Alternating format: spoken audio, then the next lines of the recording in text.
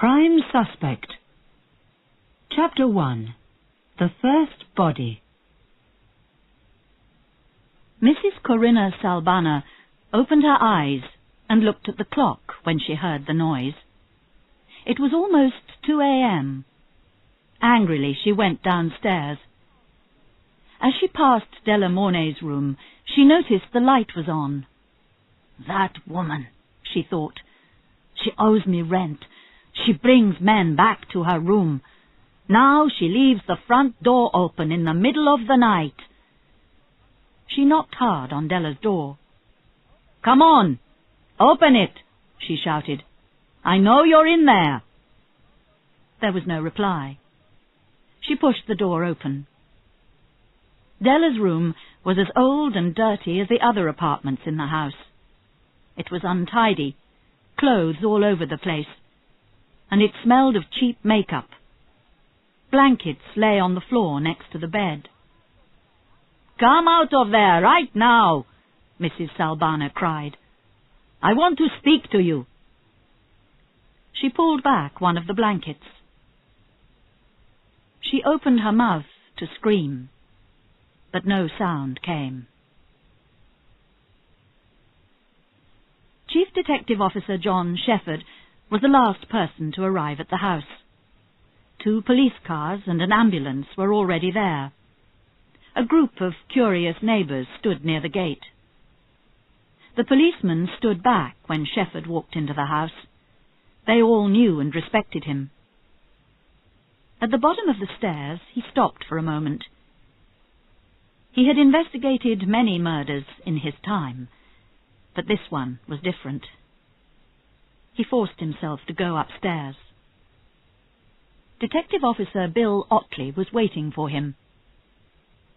"It's Delia Mornay, boss," he said quietly.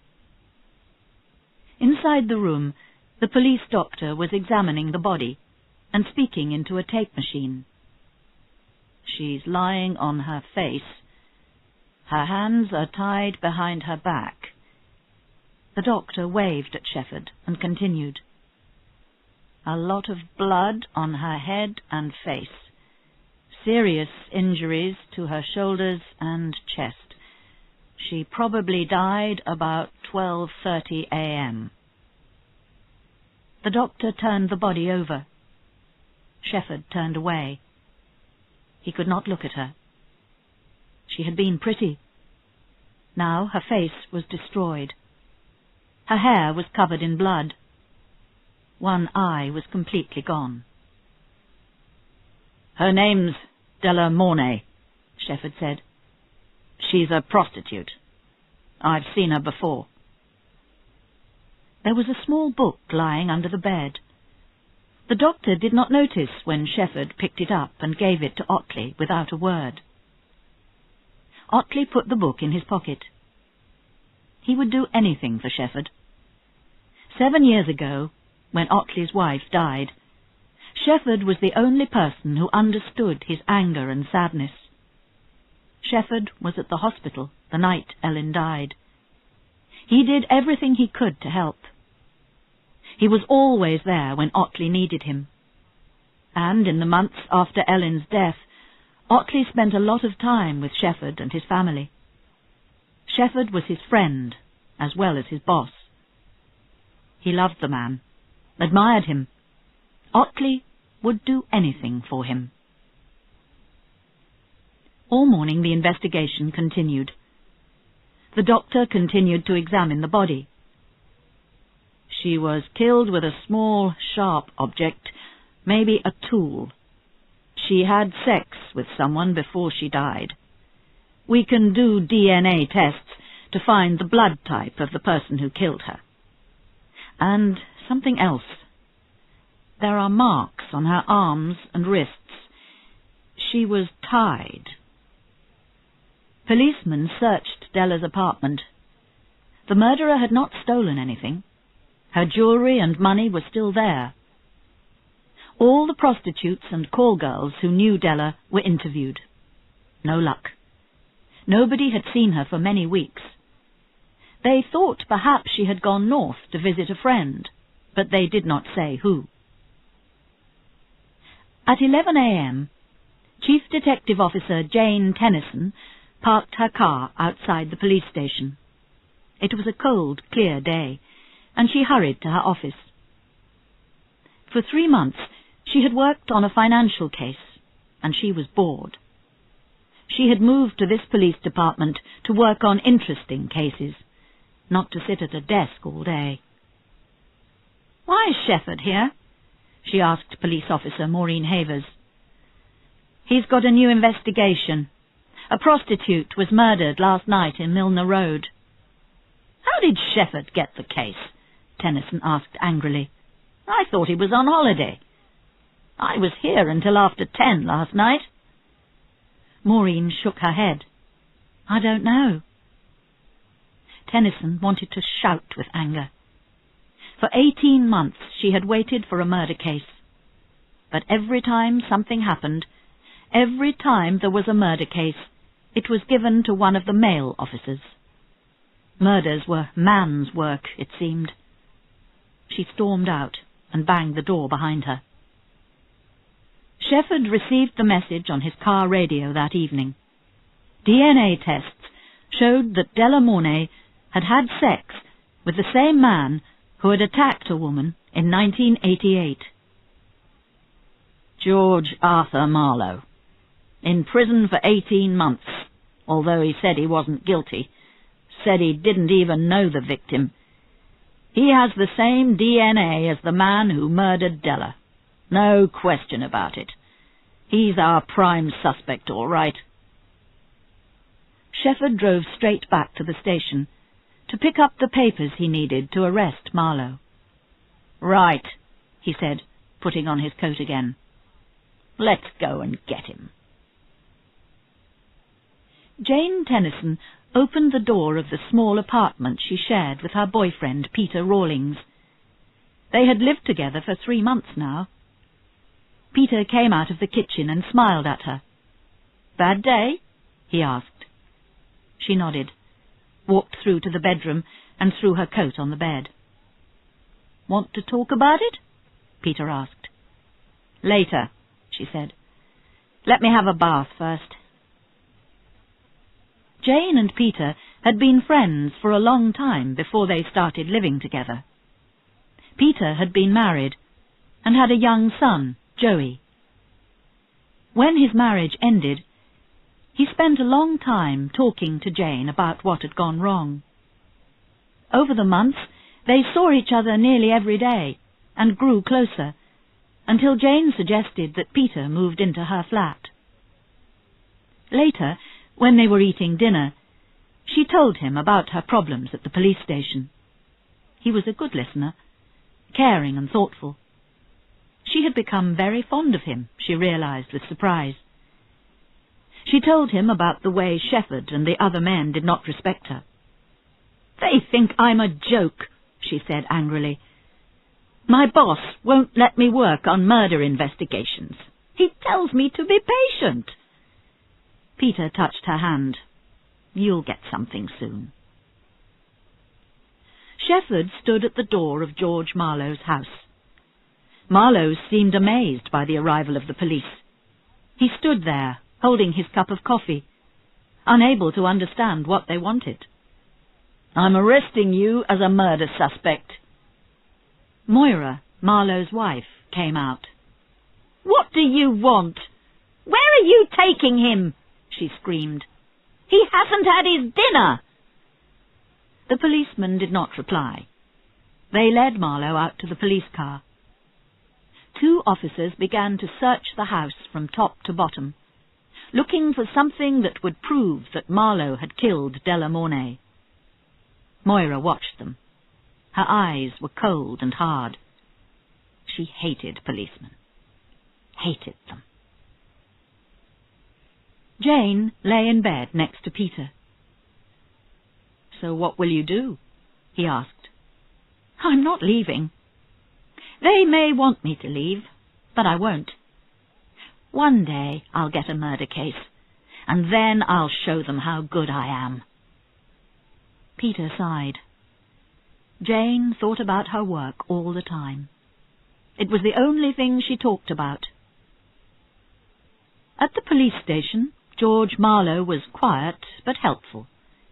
He asked to telephone his lawyer. Shepherd prepared to question him. "Okay, I'm ready. I know he's the killer," he told Otley. "Let's get in there and make him admit it." He kicked open the door and walked into the room where Marlow was waiting, his hands on his knees and his head down. Marlow looked up, surprised. "George, I'm Chief Detective Officer John Shepherd, and this is Detective Officer Bill Otley. We want to ask you a few questions before your lawyer gets here. Okay?" He smiled and offered Marlow a cigarette. "You smoke, George?" "No, sir." "Good. Right. Can you tell me where you were on the night of January 13th? Take your time." "January 13th. Saturday. That's easy. I was at home with Moira. We watched television. Yeah, I was with my wife." "Where were you at about 10 o'clock? "I was at home." "Oh, no. No. Wait a minute. I wasn't at home." "Going to tell me where you were then, George?" Marlow smiled. "I went out for a while. I met a girl. You know, a prostitute." "Met her before, had you?" Marlow shook his head. "No, it was the first time I'd seen her. She was outside the train station at Ladbroke Grove. I stopped and asked her how much." "But you're sure you hadn't seen her before?" "Delia Mornay." "Delia Mornay? Who's Delia Mornay?" asked Marlow. Chapter 2. Interviews. The interview continued throughout the day. "After we had sex, I took her back to Ladbroke Grove and paid her," Marlow said. "The last time I saw her, she was looking into another car. A red, maybe a Sirocco. I'm not sure what type it was. I thought she'd found another customer."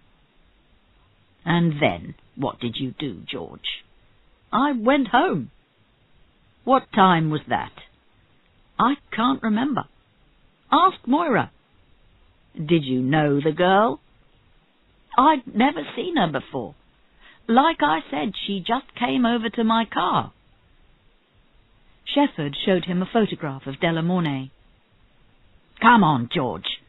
Shepherd was impatient. "Was this the girl?" "I can't remember. It was dark." In another room, Moira was asked the same questions again and again. What time did Marlow come home? Did he go out again? She gave the same answers every time. Marlow came home at 10:30. They watched television and went to bed. When the police let her go, Detective Officer Birkin was sent back to the house with her. He had orders to collect Marlow's car, a brown Mark III Rover. He took 2 officers with him, and they drove Moira home. There was no sign of the Rover. It was not parked on the street near the house. "Someone has probably stolen it," Moira said. "I wouldn't be surprised if you took it yourselves." It was 11:30 p.m. when Shepherd stopped asking Marlow questions. He had 24 hours to find evidence that connected Marlow with the murder. If he couldn't find a link, he would have to let Marlow go home. "Find Marlow's car," he told Birkin. "I want to search it." Next morning, Shepherd sat at his desk, looking through the notes on the case. Otley brought him a cup of coffee. "Did Birkin find the car?" "No," Otley said. "It isn't parked near the house. Moira says it must have been stolen. Find it. And Otley, check something for me, will you? There was a girl murdered in Oldham when I worked there. Bring me the information on her. Do you think Marlow murdered her as well? Maybe. I want to check it out. Otley pulled Delia Mornay's diary out of his pocket. What shall I do with this? Keep it. I'll look through it later. I'm going to see the boss and tell him what has happened. Jane Tennison arrived at work soon after Shefford. His car was badly parked, so it was difficult to find space for her own car next to it. As she walked into the office, she saw Otley. I hear you've got a suspect, she said. Yeah. We arrested him yesterday. His DNA matches the killer's. Otley spoke sharply to Tennison. Like his boss, he did not enjoy talking to her. He hated ambitious women. Later that morning, Tennison went to see her boss, Chief Inspector Kernan, to complain about the murder cases always being passed to male officers. If you're unhappy at this police station, you can move to another one, Kernan said. I don't want to move. I want to know why Shefford got this case when he was on holiday. He knew the victim. So did I! I knew the victim, Tennison shouted. I arrested her 2 years ago. Kernan told her again that she must be patient. He was pleased when she left his office. She was a good officer, but she was a woman, and he did not like working with women. He, like Shefford and Otley, believed that crime investigation was better done by men. He would be happy when she left the station and went elsewhere. Later, Shefford also went to see Kernan. It looks good, John, Kernan said. Are you okay? You don't look too good. Just tired, Shefford replied. We've been working on this case all day and all night. We need more evidence. But there's blood on Marlow's coat. If that matches Delia's blood type, we've got him. As he spoke, Shefford felt a strong pain in his chest. Kernan looked at him. What's the matter? I don't know. I've got a pain. Shefford couldn't breathe. The pain got worse. Suddenly he fell, hitting his head on the corner of Kernan's desk. Kernan telephoned for a doctor. Otley tried to help his boss stand up, but Shefford could not move. His eyes were closed. Tennison heard somebody shouting outside her office. A doctor ran past. What is it?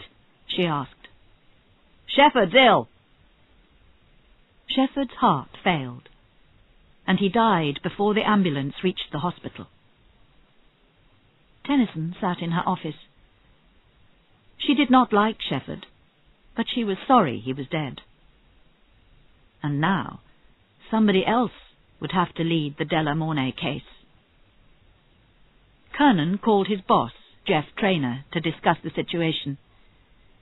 Somebody must take over the Delia Mornay case, and although neither man liked Tennison, they knew she was waiting. The men won't want to work for her, Kernan said. But who else can we use? None of the other senior officers are available. Right. Put her in charge of the case, Traynor said. But watch her carefully. If she does anything wrong, we'll get rid of her. Chapter 3. Tennison takes over. Otley was the last person to arrive at the meeting. All the police officers in the room were silent. They had admired their boss, and now Shefford was dead. Kernan stood up and began to speak. I've looked at the Marlow case, and I think we can charge him with Delia Mornay's murder. I'm bringing in another senior officer to take over the case. You all know Chief Detective Tennison." There was a shout of protest from the men. Otley stepped forward. "I'm sorry, sir, but you can't let her take over.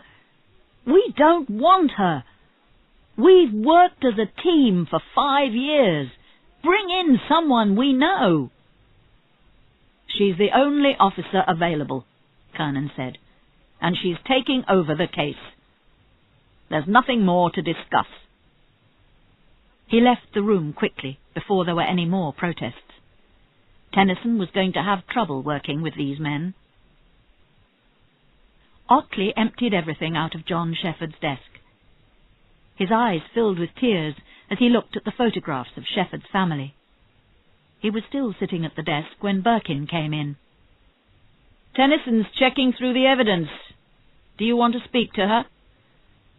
"I don't even want to be in the same room as her," Otley said. Tennison read all the reports on the Delia Mornay case. Then she and Detective Jones went to see Mrs. Salbana at the house in Milner Road. The woman couldn't tell her anything. "She didn't pay her rent," she complained. "When will you police finish looking at her room? I could rent it to someone else. I need the money." "You saw the body," Tennison said. "Are you certain it was Delia Mornay?" "Who else could it be?" Mrs. Salbana asked. "How well did you know Delia?" "I didn't know her. I rented a room to her. I didn't see her often, only when I collected the rent, and she was always late paying that." Tennison looked around Delia's room. There were still some clothes and shoes in the cupboard. She looked carefully at the shoes. Next, Tennison went to look at Delia Mornay's body. Someone had cleaned her and combed her hair, but the deep cuts on her face were still there. Tennison looked at the marks on Delia's arms. "She was tied by the top of her arms and her wrists," the doctor said, "and there's a small cut on her hand." "Where?" The doctor showed her a small cut on the girl's wrist. "It was quite deep, so it must have bled a lot." Tennison nodded and turned to Jones. "We arrested Delia before, so we must have a copy of her fingerprints. Check them with the fingerprints from the body." "We've already done that," Jones said. "Well, do it again, now." That night, as Peter watched television, Jane Tennison continued reading her notes on the case. She looked very tired. "Come to bed, Jane," Peter said. "Soon. I want to finish this." Peter went to bed. Jane did not come with him. She worked all through the night and fell asleep sitting at her desk. At 9 o'clock, when Tennison entered the meeting room, all the officers were silent. They didn't try to hide how much they disliked her. "You know that I am now in charge of this case. I'm sorry about Shepherd. I know you are upset and shocked by his death. I hope that you'll cooperate with me to close the case." She looked at their faces. "If any of you don't want to work with me, then you can move to another case." None of the men spoke. Otley looked at her with hatred. "Okay. Now, here's the bad news," she continued. "This is a photograph of Delia Mornay, and this is a photograph of the murder victim. Their fingerprints are not the same. Their feet are different sizes. Our victim is not Delia Mornay. Somebody made a mistake." "You know Shepherd identified her," Otley shouted. Then he was wrong. "I want to know how Marlow knew her name. At the beginning of his first interview, he said he didn't know the girl. By the end of the second interview, he was calling her Delia. How did he find out her name?" Otley opened his mouth to interrupt, but she did not notice him. "We have to start again. We have to find out who the dead girl is and where Delia Mornay is. I think Marlow is involved in this case, but if we don't find more evidence, we can't charge him, so we need to work quickly." Nobody spoke as she walked to the door, but when she left the room, all the men started talking. "I hate her," Otley said. "John Shepherd only died yesterday, and she's trying to make him look like a fool." When Tennison went to interview Marlow, she was surprised by how handsome he was. Handsome, polite, wearing an expensive suit. She introduced herself. "You know what happened to John Shepherd. I'm Chief Detective Tennison. I am now in charge of this case. I need to ask you some more questions." Marlow repeated his story. He saw the girl near the station and offered her money to have sex with him. "Which girl?" "Delia Mornay." "You knew her then, did you?" "No, I didn't know her name. I'd never seen her before. Mr. Shepherd told me her name." "Okay. Then what happened?" "We had sex in the back seat of my car. When she climbed out of the car, she cut her hand on the edge of the radio.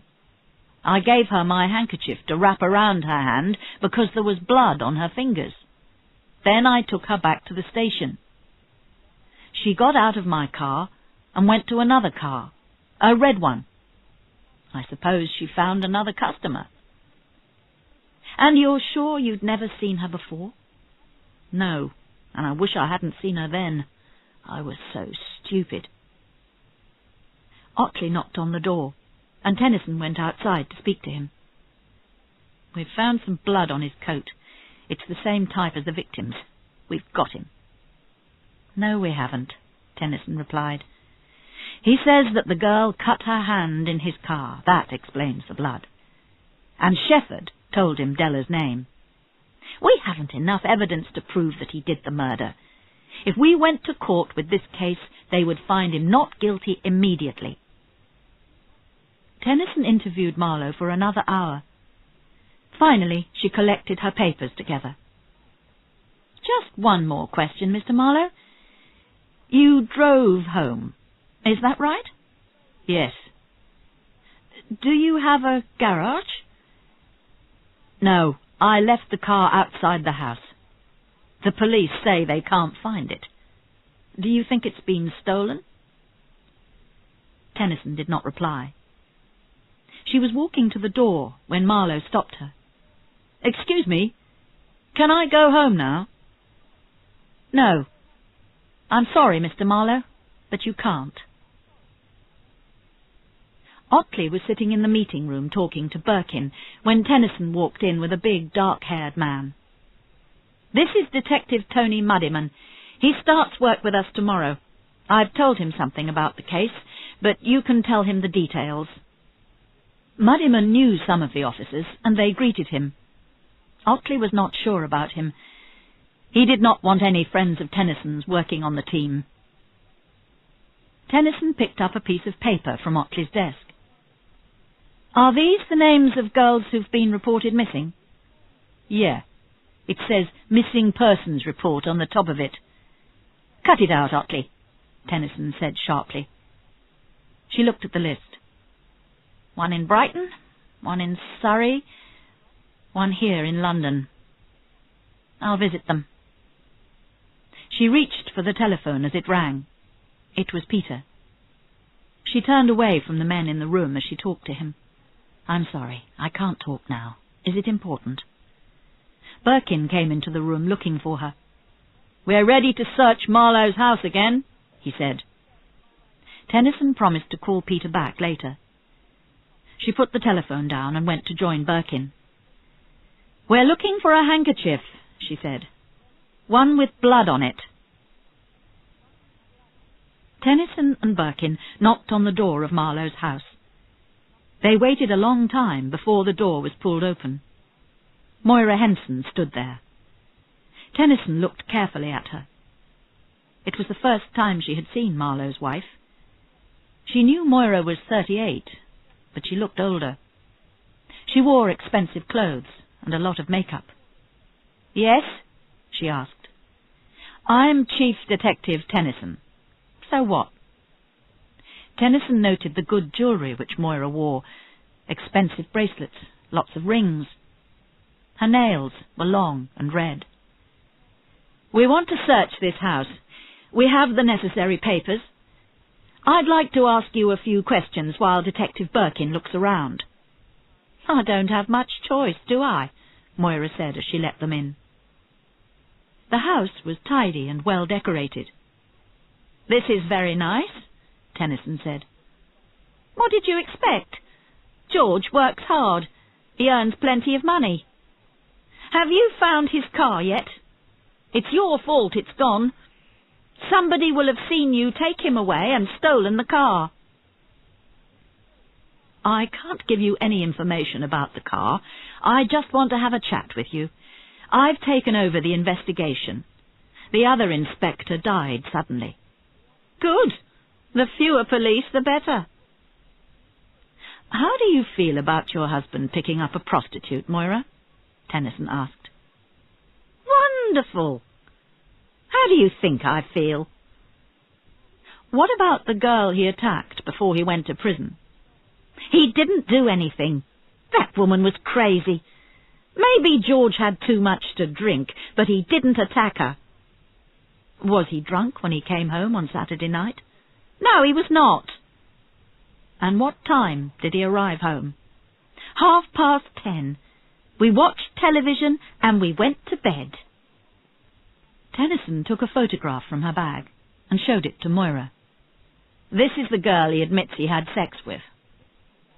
Look at her." "So what? I'm sorry the girl's dead, but what do you expect me to do about it? Plenty of men have sex with other women." "One more question, Moira. Did you know Delia Mornay?" "I've never heard of her." "Never?" "No." "And you're certain George didn't know her?" Moira folded her arms across her chest. "I've never heard of her." Tennison put the photograph back in her bag. "Thank you for your time," she said. As they left the house, Birkin told her that he had not found any handkerchief with blood on it. Otley and Jones searched through a list of all the girls who had been reported missing in London during the last month. Then they began visiting their homes. One of them could be the murder victim. The first apartment they visited was in a good neighbourhood, but the apartment itself was untidy and dirty. A tall, blonde-haired girl opened the door. "My friend Karen has been missing for about 2 weeks. Nobody has seen her. I thought she was staying with her boyfriend, but she isn't." "Do you have a photograph of her?" Otley asked. When he looked at the photograph of the pretty young girl, he knew immediately he had found the name of the murder victim. Tennison and Birkin visited 2 other families who had reported missing daughters. Neither of them was anything like the murdered girl. "Otley has done this on purpose.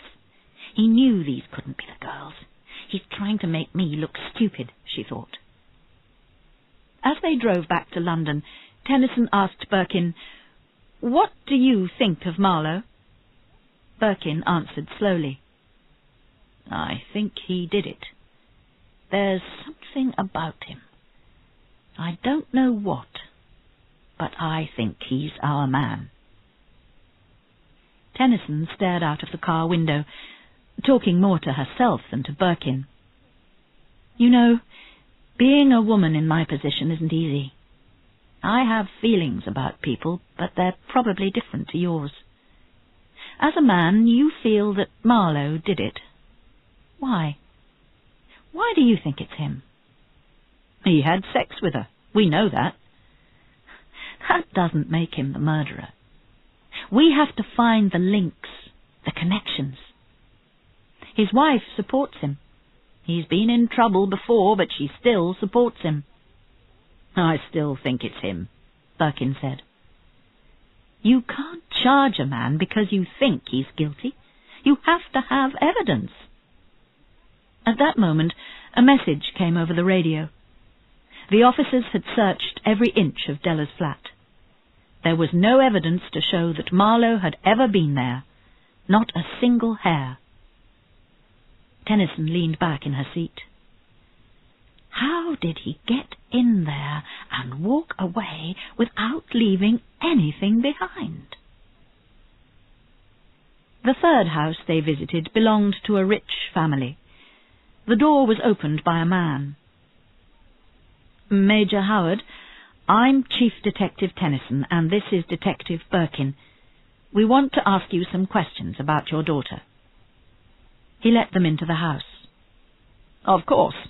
Do come in." He led them into a large room with big windows which looked out onto the garden. The elderly man turned to them. "Please sit down. What can I do for you? Is something wrong?" "We're looking for your daughter. Nobody has seen her for 2 weeks." "What? Is this a joke?" The man looked upset, but Tennison kept on questioning him. "Do you have a photograph of your daughter?" When the Major showed her a photograph, Tennison knew immediately who it was. "I'm sorry, sir," she said. "I have to tell you that I think your daughter is dead." Otley and Jones spent the rest of the afternoon interviewing prostitutes. None of them could remember when they last saw Della. "These women make me angry," Otley said. "We should get rid of them all. They'll do anything for money." Jones did not reply. "My wife," Otley went on, "was a good woman. She never hurt anybody, and she died. Why did she have to die? Why not one of these women?" Tennison led Major Howard into the room where the body was lying. "Are you ready?" she asked him. He nodded. She pulled back the blanket which covered the body. "Major Howard, is this your daughter, Karen Julia Howard?" He stared at the dead girl. Tennison waited. After a long time, he nodded. "Yes, this is my daughter." There were many questions which Tennison wanted to ask him, but he spoke first. "How did she die? How long has she been here? Why wasn't I told before? Who is in charge of this investigation?" Tennison interrupted. "I'm in charge." "You? Let me speak to Commander Traynor. He's a friend of mine. I will not have a woman in charge. Let me see the commander." Tennison opened her mouth to reply, but Birkin stopped her. "Leave him alone," he said. "He's upset." "I have many friends," the Major shouted. "I know many people who could lead this investigation." Then he began to cry like a small child. Tennison was ashamed of herself for wanting to question him. She left the Major and Birkin together. The young police officer put his arm across the older man's shoulders as he kept on crying.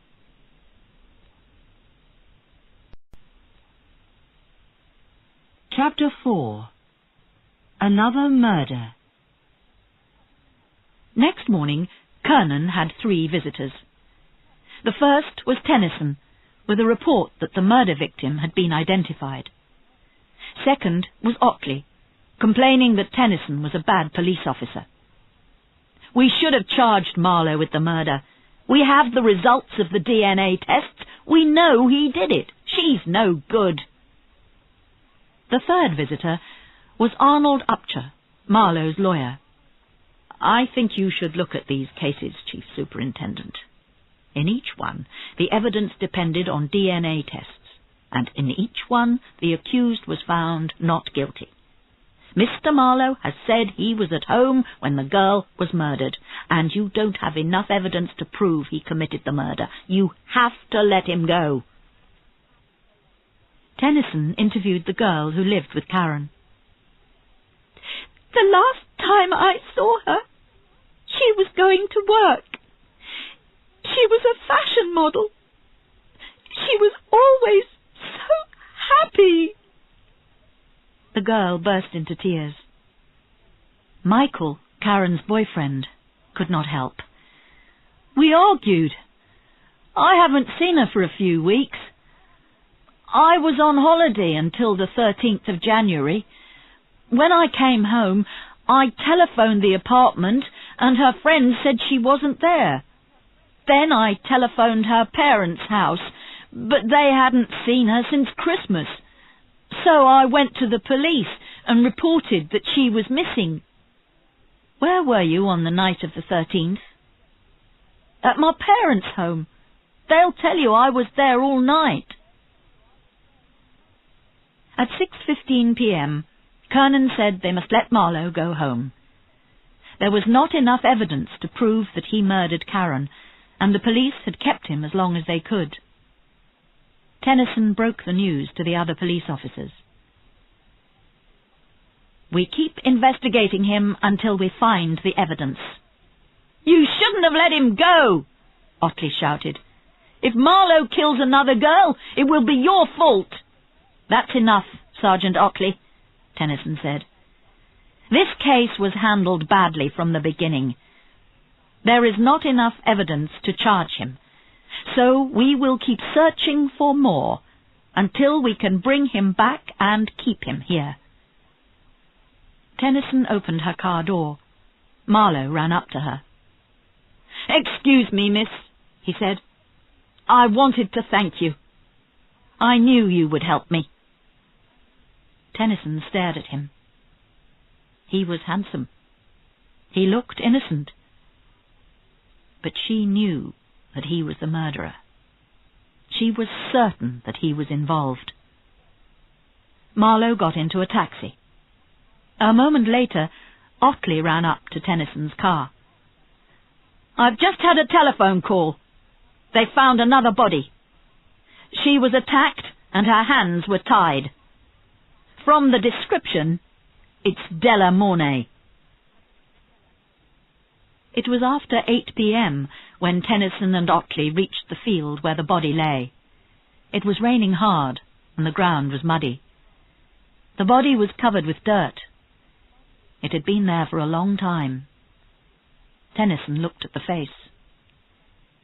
I think you're right. It looks like Delia Mornay. Although the body was covered with mud, she could see the marks on the girl's arms. They were the same as the marks on Karen's body. You shouldn't have released Marlow, Otley said. He probably did this one too.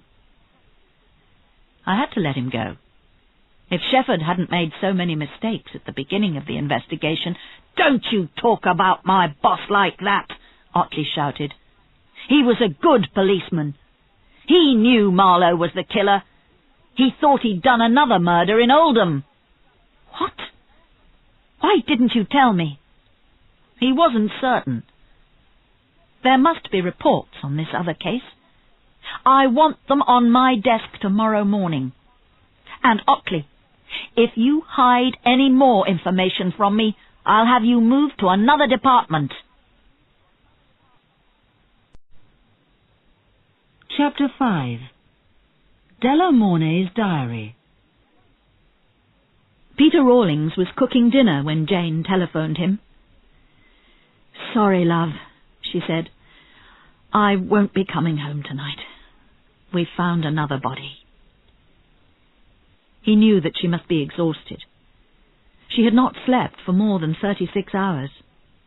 At the same time, he was annoyed. She had no time to spend with him. She never had time to talk about his work or his problems. He was having a difficult time at work, and he missed Joey, his son. He wanted to talk to Jane, but she was never there. Tennison stood up from her desk. She had been sitting for hours, and she was stiff and tired. She went into Otley's office to see if he was still there. Maybe she could speak to him and persuade him to stop working against her. Otley wasn't there. On his desk there were some photographs of Shefford and his family. Next to them were the case notes on Delia Mornay. She opened the file. Underneath a pile of papers there was a small book, a diary for 1989, with Delia's name written on the front page. Nobody had told Tennison they had found a diary. She looked through it. Some pages were missing. It was so late when Tennison got home that she did not want to wake Peter. She slept in the other bedroom. Peter found her there in the morning, lying across the bed. He took her a cup of coffee. "Jane? Jane?" "What? What?" "Hey, it's okay. It's me. I brought you some coffee." "What time is it?" "Just after 6:30. I have to go." "Oh, no. I have to hurry. I have to—" She fell back on the pillows. "I'm so tired." "What time will you be home tonight?" Peter asked. "Don't ask me. I am asking you. I've hardly seen you for 3 days. I thought we might go out somewhere for dinner." It was the last thing she wanted to think about. Still half asleep, she drank her coffee. "I'll try to be home by 8, okay?" she said. Tennison took Jones with her when she went to look at the body. The smell of the body made her feel sick. Jones took one look, then had to leave the room. "She has similar wounds to the other victim," the doctor said. "She was killed with a small, sharp knife or tool. Deep cuts to her chest and shoulders. Her face was badly beaten. Marks on her arms show that she was tied up.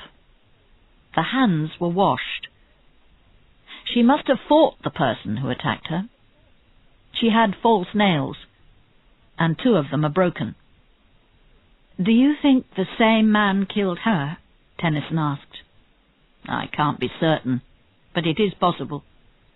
Whoever it was, he cleaned the body well and left no evidence of himself." Tennison found Jones sitting outside the door. He looked very pale. "Okay," she said cheerfully. "If you're feeling better, you can drive me back to the station." "Sorry about that, boss," Jones replied.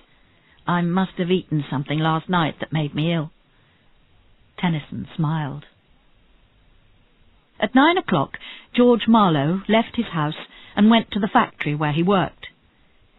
He did not see the 2 policemen who followed him. Marlow worked for a company which made paint.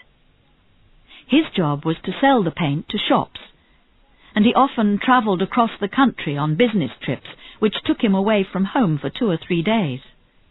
He was good at his job. He worked hard, and his colleagues respected him. They knew that he had been to prison, but he said he wasn't guilty, and they believed him. That morning, nobody spoke to Marlow when he went into the factory. Later in the day, it got worse. When he walked into a room, people turned away. They knew the police had arrested him for murder. They might believe that he was innocent once, but not twice. Late that afternoon, Marlow wrote a letter. "I'm leaving this job," he wrote. "I cannot work in a place where people suspect me." As he walked out of the factory, he shouted, "I didn't do it! I didn't do it!" Tennison was talking to the officers on the case. "She died about 6 weeks ago. Like Karen, she was killed somewhere else and then taken to the field. She was tied up like Karen. What have you found out, Muddyman?" Marlow went to work today, but he's left his job. He travels a lot. Where was he at the beginning of December? He was in London. Right. So we know he was in London when both murders took place. Have we found Marlow's car yet? No. None of his neighbours have seen it for about 2 weeks. Keep searching for it, Tennison said, and check out the area where the second body was found. See if anyone saw a car like his. It's an unusual model. Somebody must have seen it. After the meeting, she went to see Kernan. Otley was with him. "I want to ask Sergeant Otley a question, sir," Tennison said. "How well did DCI Shepherd know Delia Mornay?" "He'd arrested her a few times," Otley said. "She used to give him information." If he knew her, why did he think the body of Karen Howard was Delia Mornay? Her face was almost destroyed. Anyone can make a mistake. "What is this about?" Kernan asked. "I want to know how well Shepherd and Otley knew Delia Mornay. And I want to know why this," she threw the diary on Kernan's desk, "was in Otley's desk." Otley did not reply. "There are pages missing," Tennison said. "What was in those pages?" "The dates when Shepherd went to see her. He liked her. He was one of her customers," Otley said. He did not look at Tennison as he spoke. Tennison turned to Kernan. "I still think Marlow is our prime suspect. I want him watched all the time.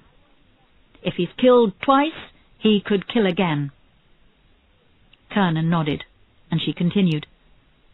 "I also want to talk to the newspapers and television about this case, sir." She had won, and she knew it. She walked out and left them there, closing the door quietly behind her. There was a moment's silence. Then Kernan shouted, "You fool! You've destroyed evidence! You could lose your job for that!" "I only tore out the pages which had John's name on them, sir," Otley said. He stared at the floor. He could not look at Kernan. "You've been lucky this time. Tennison could have finished you." Jane arrived home late at night. Peter was waiting for her. "I thought we were going out tonight," he said. "I forgot. I'm sorry, I meant to phone you, but there's so much happening at the station." The telephone rang. "If that's another call for you to go back to work," Peter said, "I shall leave you." Jane picked up the telephone. The call was from her mother. "It's your father's birthday next Monday, and I'm organising a party," her mother said. "We'll be there," Jane replied. After she put the telephone down, she remembered. "Oh, no. Next Monday I'm appearing on television to ask for information about Karen Howard's murder. It's one of those crime programs. It's really important. I'm the first female police officer they've asked to go on television." "Which is more important, Jane?" Peter asked. "This case or your father's birthday?" Jane did not answer. Moira stood at the bedroom window. She could see the police officers outside watching the house. "Why won't they leave us alone?" she asked. She began to cry. "I just want them to leave us alone." "They will. I promise you, Moira. I didn't do this murder. They'll have to leave us alone." "Why did you have sex with that girl in the first place?" Moira asked. "I don't know. I was stupid. It won't happen again, I promise. I love you, Moira." Chapter 6. Work. and family. Jane Tennison was nervous as she waited in the television studio. The programme was going to start soon. She knew what she had to do, but she was frightened of making a mistake. She was the first woman police officer to appear on a television crime programme, and she had to do well. Jane's parents, her sister Pam, and Peter were watching the television, waiting for the programme to begin. The birthday party had started earlier, but they wanted Jane to arrive before they cut the birthday cake. "Peter," Jane's mother said, "can you check the video? Jane wants us to record the programme so that she can watch it later." "Is the video on the right programme, Mr. Tennison?" Peter asked. "Of course it is. Now be quiet, so we can watch." Otley sat with the other police officers who were watching the programme. He hated seeing Tennison on television. Tennison was doing well. "We know that Karen Howard left the office where she was working at 6:30 on the evening of the 13th of January. She told the people she worked with that she was going home. She never returned to her apartment. Were you in Ladbroke Grove that night at around 6:30? Did you see her?" A woman police officer, dressed in the same clothes as Karen had worn, appeared on the screen. "We know that Karen had problems starting her car. A man saw her trying to start it." On the television, a man went over to the girl dressed as Karen. "Got a problem?" "Yes, it won't start." The man tried to help, but still the car would not move. He shook his head. "I think you'd better call a garage." "We know that Karen locked her car and walked to the main road. She was never seen again," Tennison went on. George Marlow stood in front of the television watching the programme. "Turn it off," Moira said. "What are you watching that for?" "Because I want to see what she's saying. Somebody out there knows what happened. They know who killed her." "The police think it was you." "Well, it wasn't. You have to believe me." Moira watched the television with horror as a car like George's appeared on the screen. Tennison was saying that the police needed to find the car as part of the investigation. "George!" she screamed. "They've got a car like yours! They're giving out the car number!" Marlow put his head in his hands. "Why are they doing this to me? Why?" After the programme finished, Jane drove quickly to her parents' home. She had forgotten to send her father a birthday card and present, so she bought 2 bottles of wine from the shop near their house. "Well, was I okay?" she asked. "Did you see me on television? Have you recorded it on the video? Switch it on. Let me see myself." Peter switched on the video. Jane sat on the edge of her chair. The television showed a football match. "What's this? You recorded the wrong programme!" Then she began to shout at her father. There were only 10 phone calls to the police station after the programme finished. One of them was useful. A woman called Helen Masters remembered seeing Karen getting into a car. She gave a description of the driver.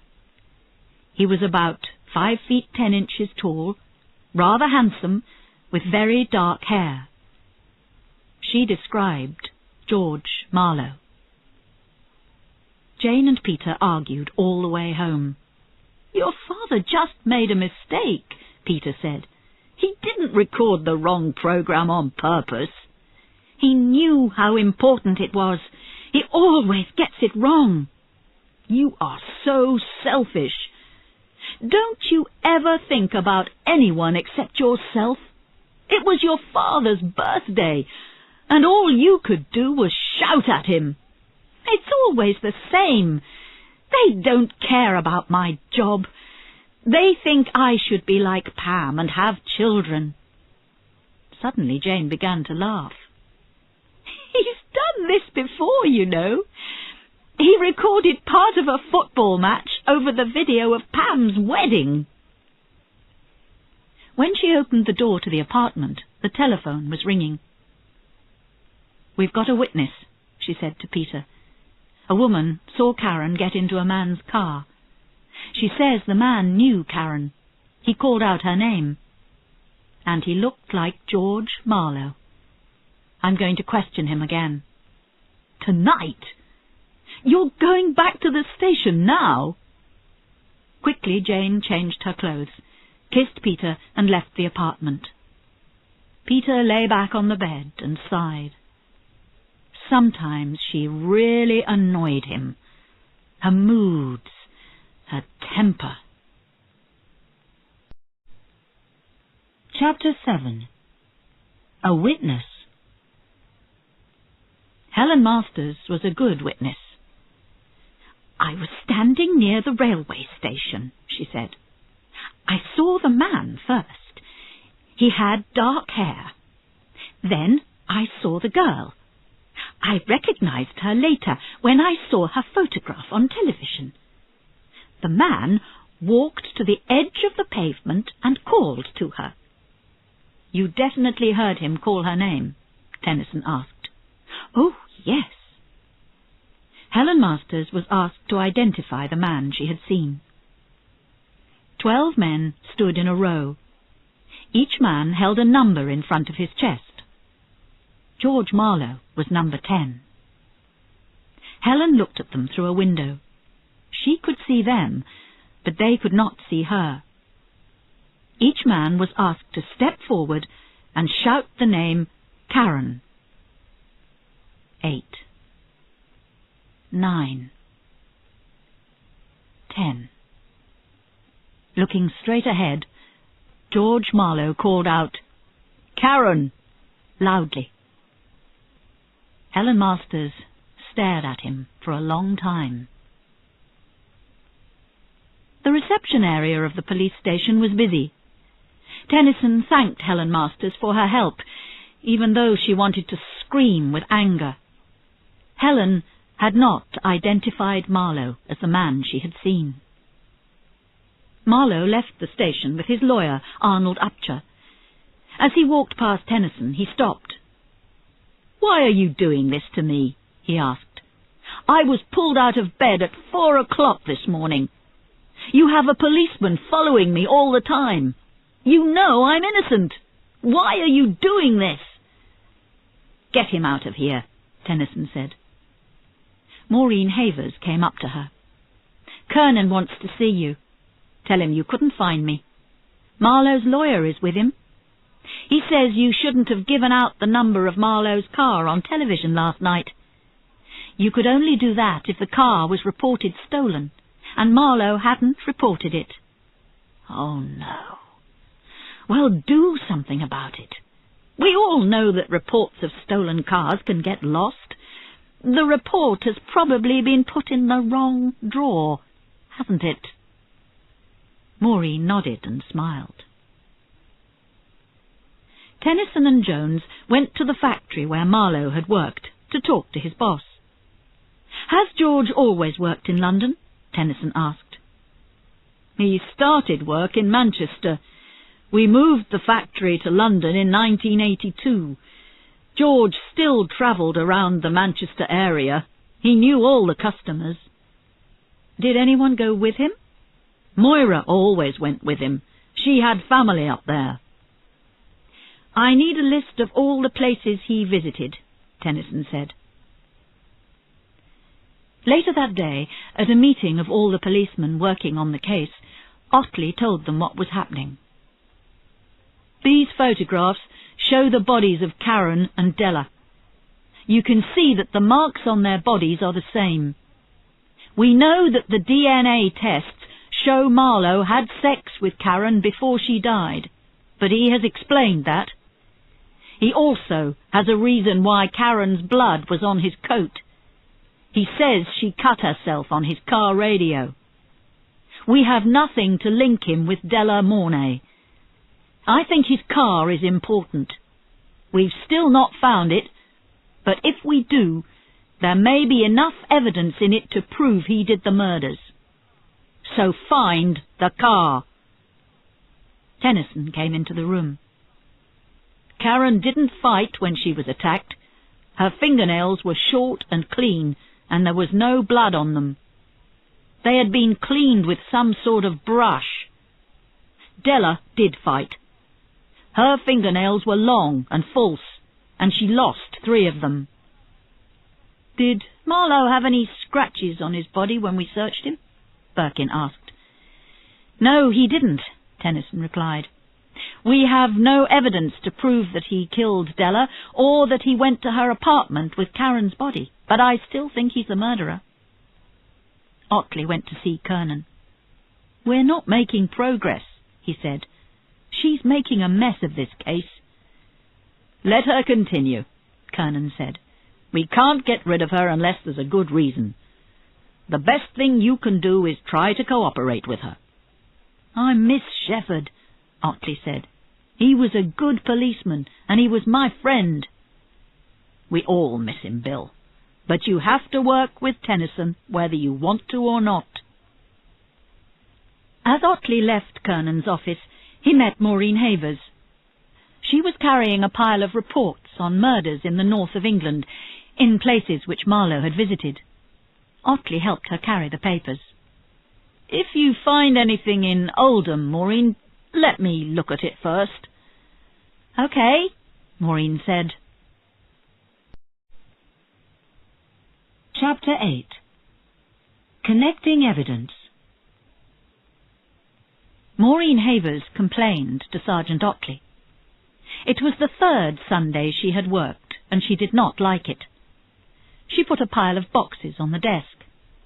It's Sunday. I should be at home with my family, not working. Have you found any murders reported in Oldham? Maureen pointed at his desk. The file is on there. Birkin ran into the room. He had a newspaper in his hand. Look at this, he said. Jane Tennison was at home. She hated cooking, but she had promised to make a meal for Peter's friends the following night. Her sister Pam was helping her to plan the menu. The sisters were very different. Jane had no patience with housework. Pam loved it. She had married soon after she had left school and had 2 children. Her 3rd child was due in the next 2 weeks. Peter came into the room carrying a newspaper. Look at this, he said. On the front page of the newspaper was an interview with Marlow. I'm innocent, the story in the newspaper said, but the police are following me and making me look like a criminal. There was a picture of Tennison and some other officers on the case. That's spoiled everything, Jane said. We can't ask witnesses to identify Marlow when they've seen his picture in the newspapers. And these photographs show which officers are following him. She picked up her coat. I'm going to the police station. In the interview room, someone had pinned a copy of the newspaper on the wall. Angrily, Tennison tore it down. Okay, she said. We've all seen the newspapers. Otley smiled. Some of them say that women police officers shouldn't be in charge of murder cases like this. Before Tennison could reply, Maureen came in. Kernan wants to talk to you, she said. Otley told the officers to start work again. We have a list of murders which took place in the north of England. I want you to check for any that happened when Marlow was in the area. Have you finished looking at the Oldham reports? Maureen asked him. Not yet, Otley replied. He had looked through some of them, and he knew there was a problem. He was not certain what to do next. When Tennison came back, she told them what Kernan had said. Marlow is no longer being followed officially. So I want 4 officers to watch him without Kernan knowing." "What else did Kernan say?" Birkin asked. "If I don't get some evidence against Marlow soon, I'm being moved off the case," she said quietly. The officers worked all day and late into the night. "We have several cases which we need to look at," Otley told Tennison. "Murders in Oldham, Southport and Warrington. Make a list of the officers who are available and send them up to investigate. See if there is any connection with Marlow," she said. After Otley left, Maureen Havers asked, "Why is Otley so interested in Oldham? Does he have family up there?" "What do you mean?" Tennison said. "Well, he asked me for the reports on murders in Oldham, and now he said he wants to go up there tomorrow." Slowly, Tennison realized what Maureen was saying. "Let me look at the Oldham reports." There was one case which interested her.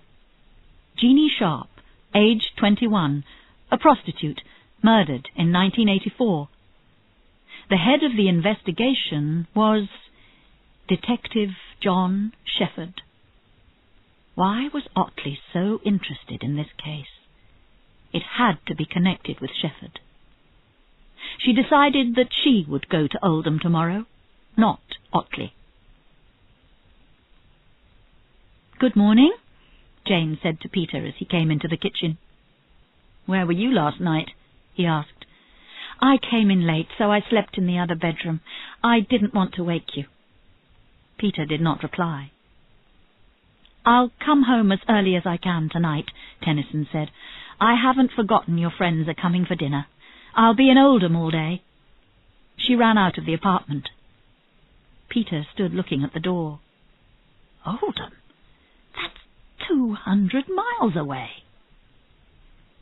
When they arrived in Oldham, Tennison and Jones were met by Sergeant Tomlins. He told Tennison and Jones about the murder of Jeannie Sharp. "She was found in an empty building," he said. "She was tied. Her face was badly cut. Clothes torn off." "It's a nasty place to die," Tennison said. "Well, these prostitutes asked for it." "She was only 21 years old, Sergeant," Tennison replied angrily. But Tomlins was already walking away. "You can talk to some of her friends," he said. "They're all prostitutes too. We try to clean them off the streets, but they're like rats. They keep coming back." The apartment was cold and damp, but somebody had tried to make it look cheerful.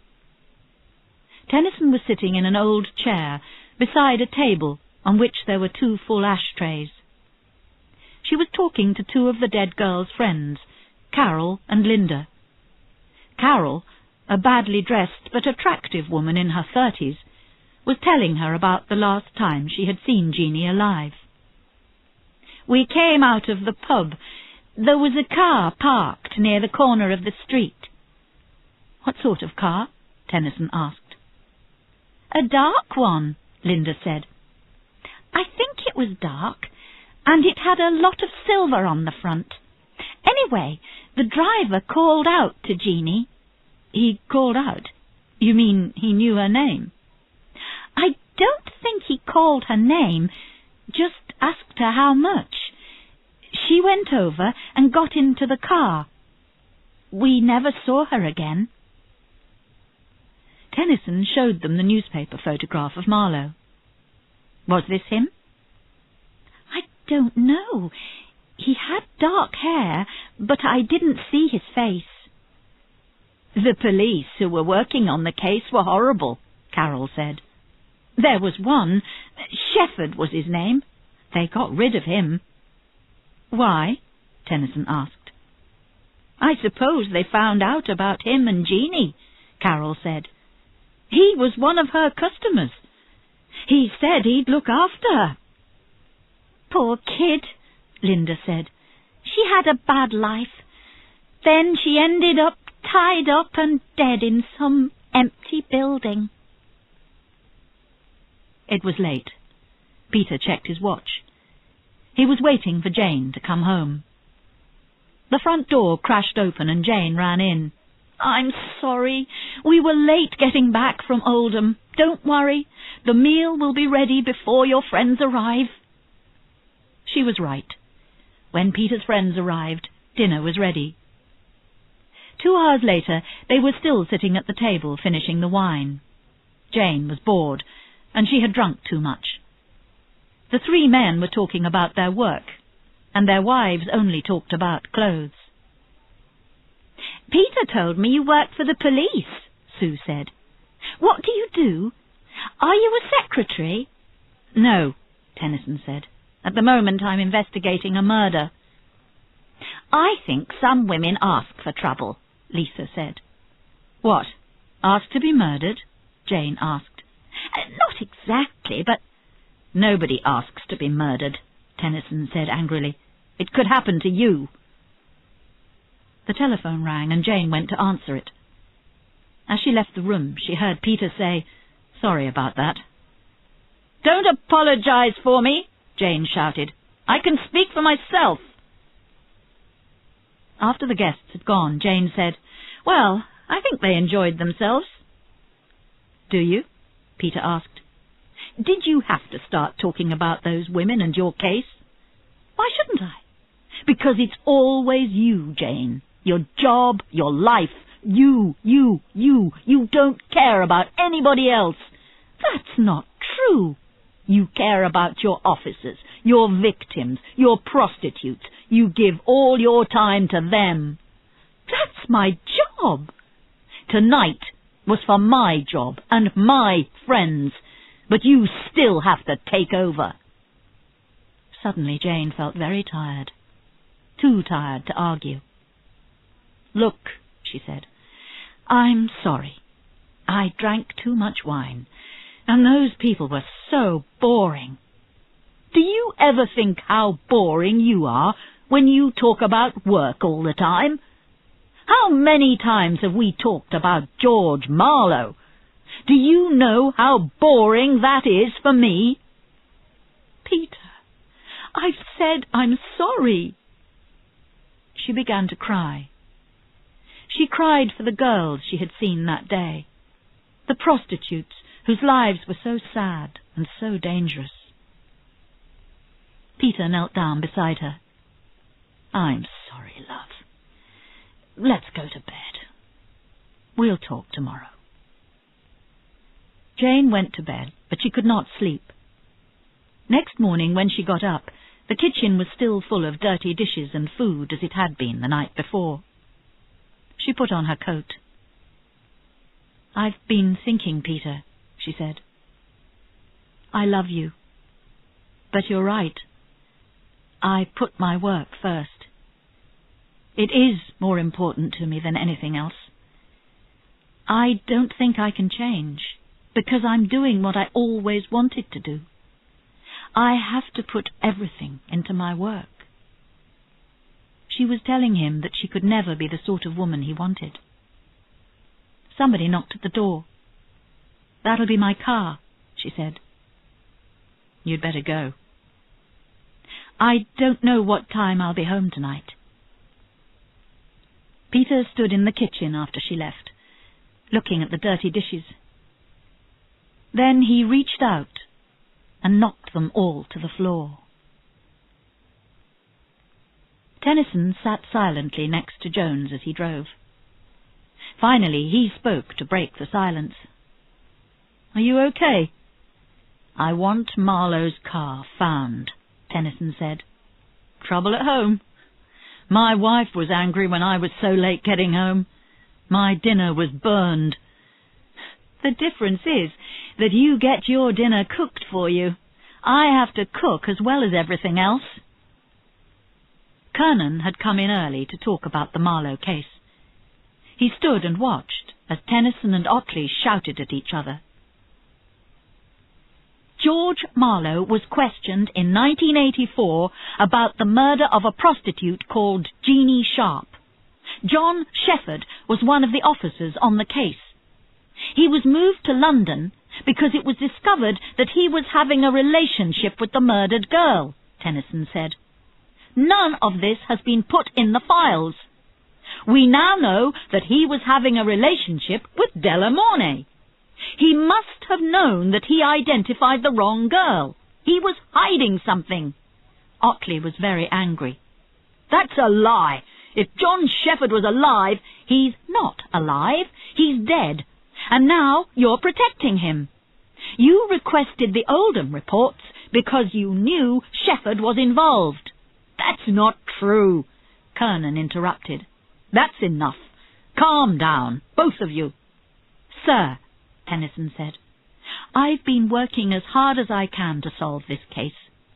George Marlow is still my only suspect for both of the London murders and a possible suspect for the murder of Jeannie Sharp. I don't know anything about Jeannie Sharp's murder, Otley said. I know some of the officers are friendly with these girls. Friendly? Kernan banged his hand on the desk. Be quiet! Did Shepherd think there was a connection between the first murder and Jeannie Sharp? I don't know, Otley replied. I wanted to check the case. When I read the report, I saw John's name. I wanted to see what it was about. Kernan nodded, then said, You've got work to do. You can go now. Otley hesitated. It was obvious Kernan wanted to talk to Tennison by herself. He turned to her. Maybe we got off to a bad start, he said. I was upset by John's death. Maybe I should have taken a holiday. She nodded. After he had gone, Kernan said, What do you want to do? I want Otley taken off this case. And I want an officer I worked with before brought in, Detective Amson. He's a good man. And I want Marlow watched all the time. Kernan nodded.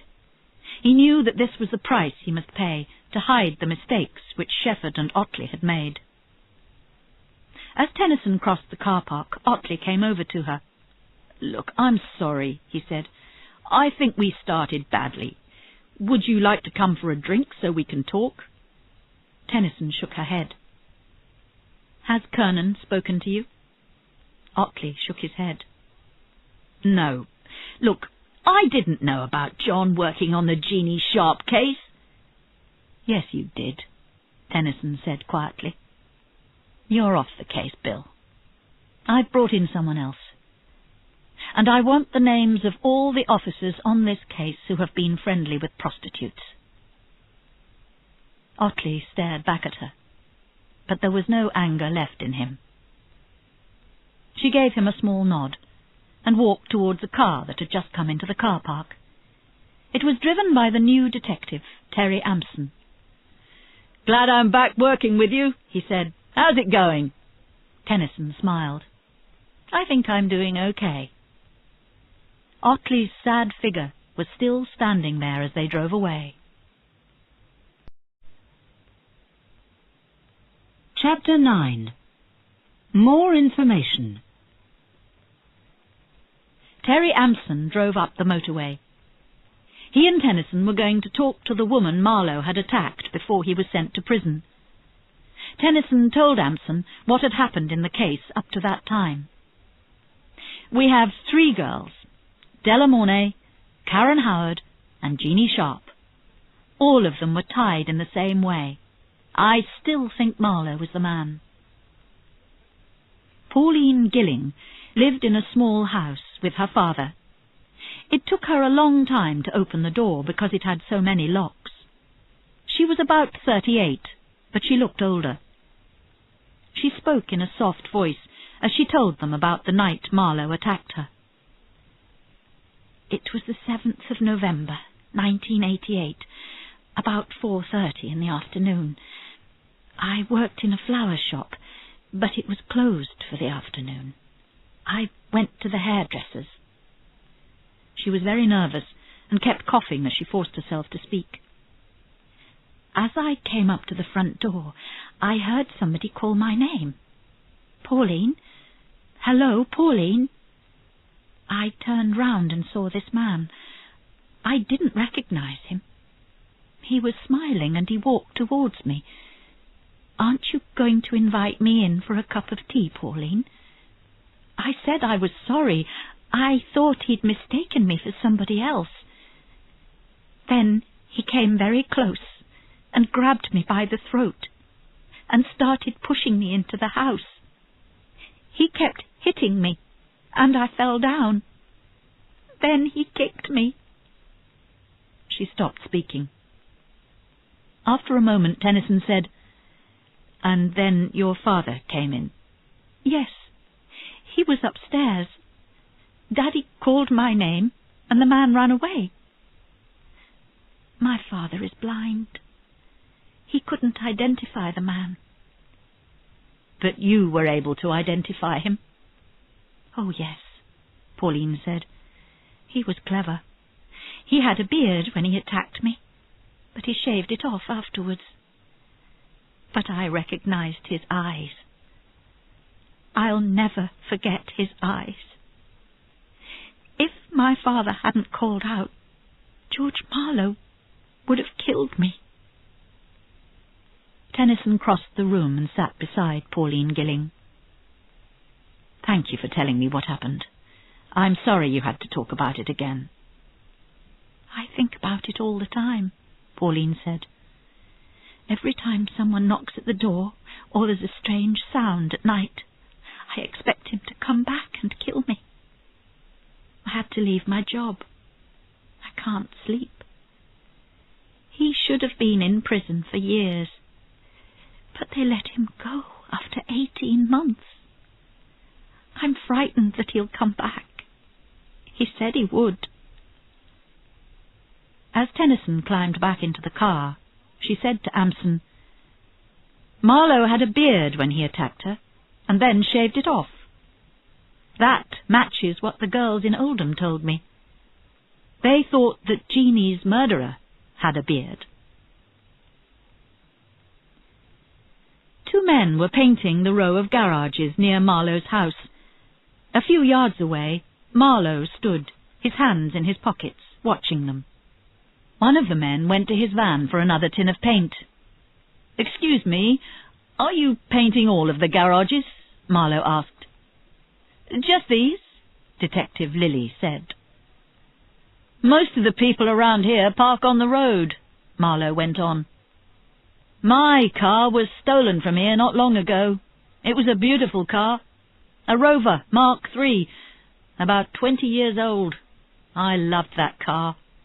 It had all these silver badges on the front." He continued talking as the two policemen went on painting.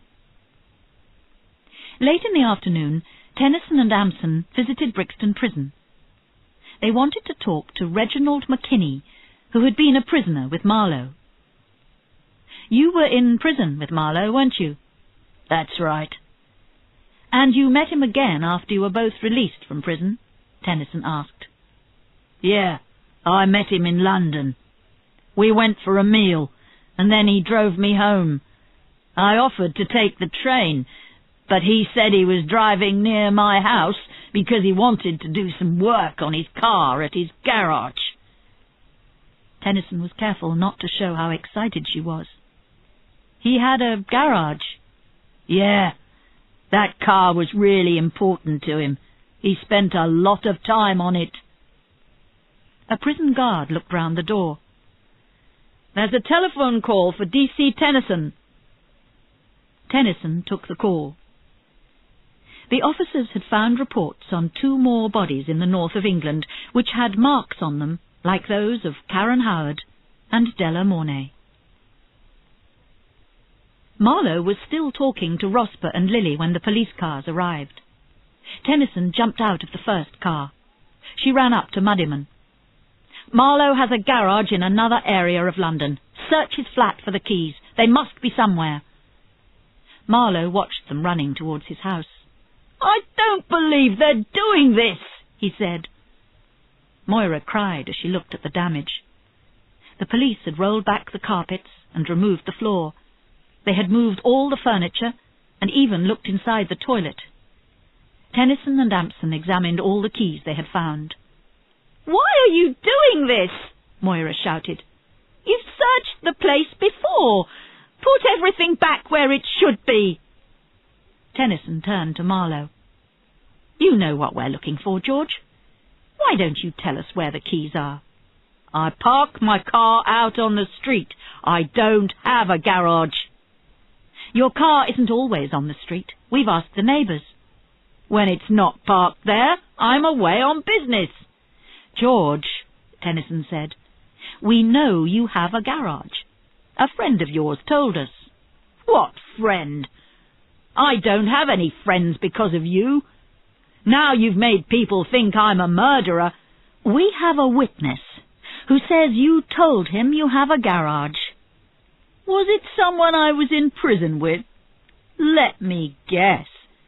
It was Reg McKinney, wasn't it? Marlow laughed. You must be desperate if you believe him. He's crazy. He and I had an argument. He's no friend of mine. There was a knock on the door, and Amson came in. Nothing, he said. We haven't found any keys. In a low voice, Marlow said, I don't have a garage. If I had, maybe I would still have my car. Amson drove Tennison home. She was pleased to have a friend working with her. She knew that she could talk to Amson, that he was on her side. If he's hidden his car, we'll find it, Amson said. What do you think of Marlow? If he's lying, then he's very good at it. Yes, Tennison said with a sigh. For the first time tonight, I doubted that he's the murderer. What about Shefford? As a suspect, he was one of the best police officers I've ever met. He was also in the area when Karen, Della and Jeannie were killed. We're going to have to check him out. I want you to look through all his files tomorrow, and don't tell anyone what you're doing. Jane reached for the light switch. The apartment was quiet. She put down her bag and took off her coat, shouting, Peter! Pete!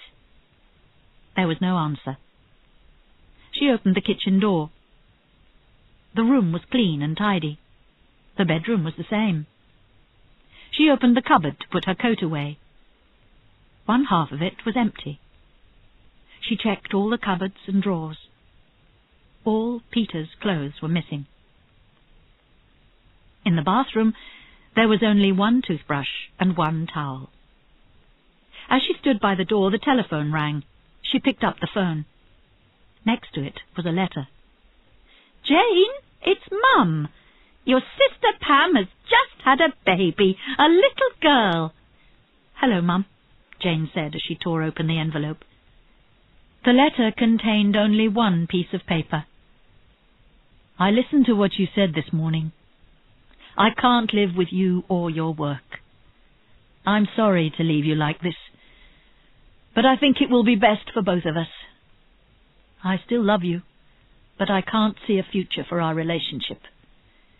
Maybe in a few weeks we can meet and talk. As she drove to the hospital to see Pam, she wondered if all her relationships would end like this. Peter was not the first man who had left her because she didn't have enough time. She'd never been able to stay with a man for more than a few months. She parked the car and looked at herself in the mirror. She looked terrible. Her hair needed washing, and she needed fresh makeup. It was late, and there were only a few visitors in the hospital. A nurse told her which room to go to. When she reached the door, she looked through the window and saw Pam holding the new baby. Pam's husband, Tony, sat with his arm around her shoulders. Their two other children were sitting on the bed. Watching them, Jane's hand tightened on the door handle. They looked like a perfect family, a family to which she did not belong. She turned away and walked slowly back down the corridor. Later she went back. When she went into the room, Pam wasn't there, but the baby lay in its bed. Jane moved the blanket to look more closely at the baby's face. Pam came back, and they talked until a nurse came in and said that it was time for Jane to leave. Give my love to Peter, Pam said. If I see him, I will. It's finished. Pam was upset. Oh, no. Why? Is there someone else? No, there's no one else. We both agreed that it was better to finish it. Well, Pam said, you know what you're doing. Have you solved that case we saw on television? Jane paused before she answered. Her family did not understand anything about her work. They did not understand her or how she felt about Peter leaving. No, I haven't got him. Yet. Good night. I'll see you again soon. As she closed the door, only the expression in Jane's eyes showed how lonely she felt. Now, all she wanted was to go home and cry.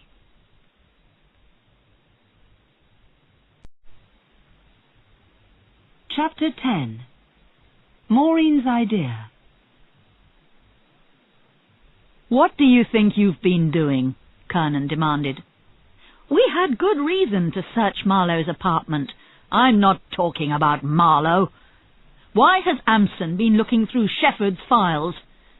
Are you so desperate to find a murderer that you're accusing him?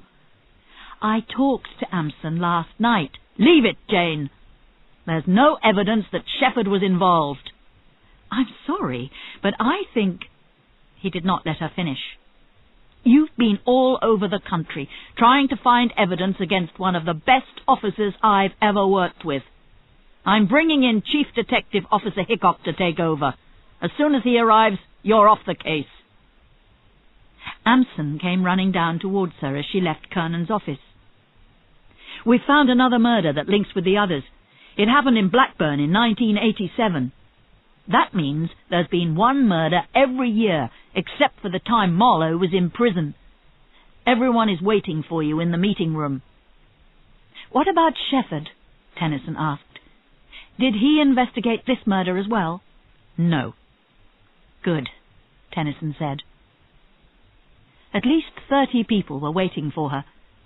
Some of them were drinking coffee and eating sandwiches. The rest were talking. The noise was very loud. Birkin and 2 other officers came in after Tennison.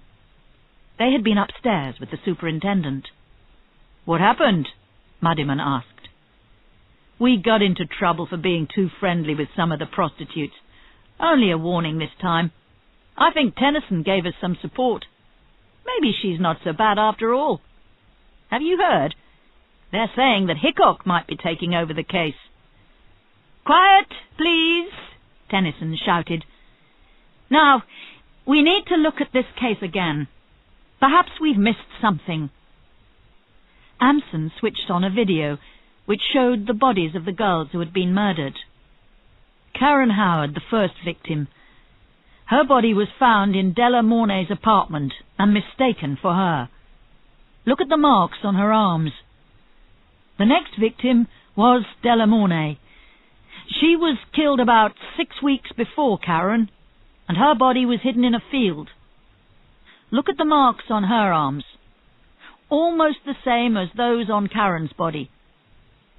Jeannie Sharp, killed in Oldham in 1984. Again, note the marks and cuts. Angela Simpson, murdered in a park in 1985. He showed a picture of a pretty young girl. She was a hairdresser. She was getting married. Marlow was interviewed during the investigation.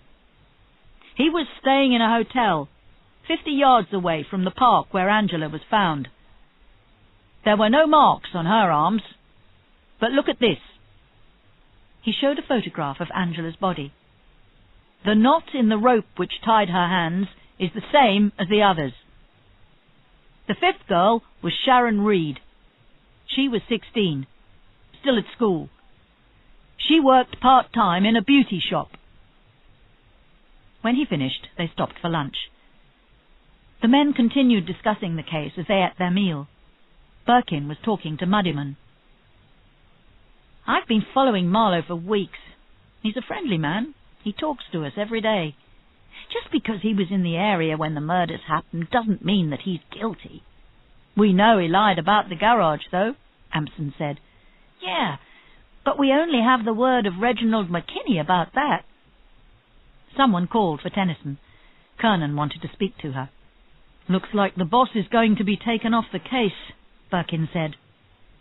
Maureen Havers found Tennison hiding in the ladies' toilet. Is Hickok a big red-haired man? He's in with the commander and Kernan. They're looking for you. Then they'll have to find me, Tennison said. She went back to the meeting room to continue talking to the men. Right. We now have 6 victims, but no real connection between them. They didn't know each other. They didn't look like each other. They were different ages, had different jobs. The only link is that Marlow was in the area when they were murdered. Did he kill all 6? Have we missed something? Another link? Muddiman waved to get Tennison's attention. A witness said they heard a man call out Karen's name. The same with Jeannie. The woman who was attacked, Pauline Gilling, she said the man knew her name. I see what you mean, Ampson said. How did he know their names? Havers pushed to the front of the crowd. She put up her hand as if she wanted to say something, then lowered it again. She moved closer and touched Tennison's arm.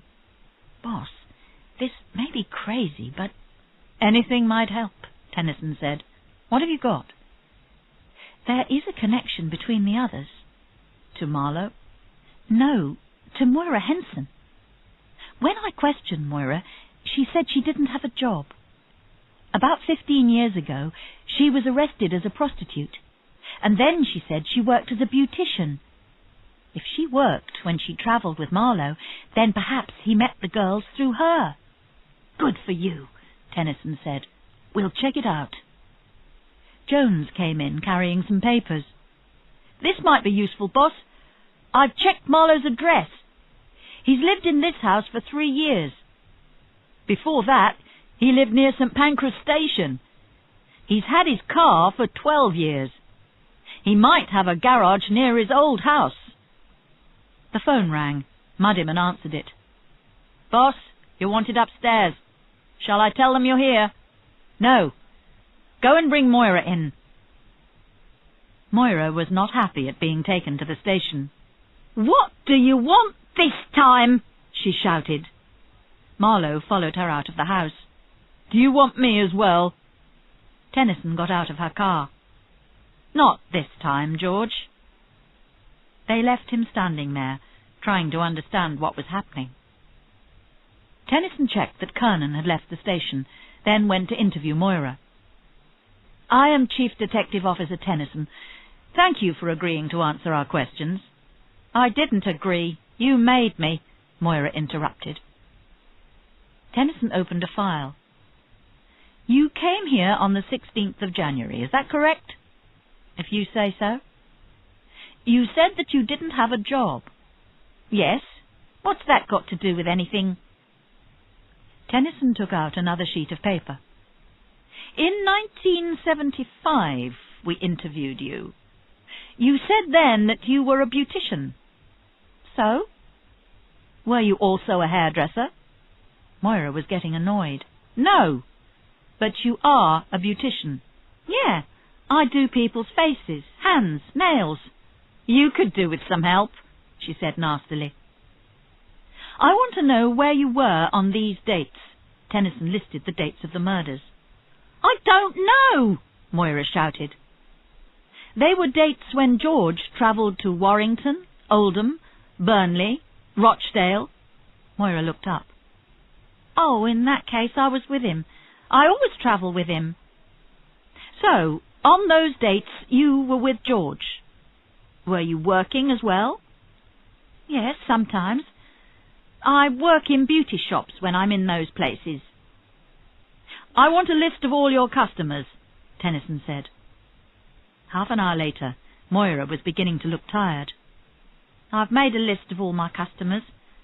They come to me to have their nails painted. What do you mean? Tennison asked. Moira showed her own hands. "See, my nails look real, but they're not. The false nail is painted on." "Interesting," Tennison said. "Did you do Pauline Gilling's nails?" "I don't know," Moira replied. "I have a lot of customers.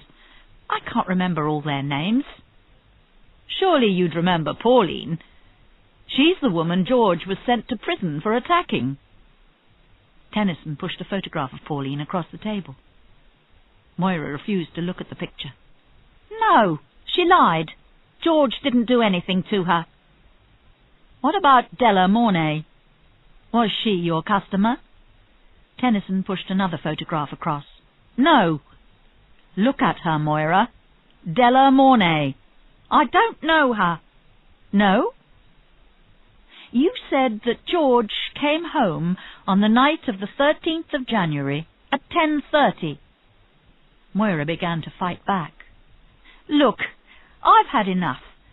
Either you let me go home, or I want my lawyer here."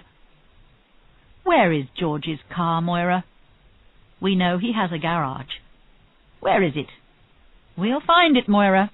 It's just a question of time." Tennison stood up. "Okay, you can go now, but I'll want to talk to you again." It was morning when Moira got home. George made her a cup of coffee. "What did she want to know?" he asked. "What do you think?" Moira asked. She went into the bedroom and took off her blouse and skirt.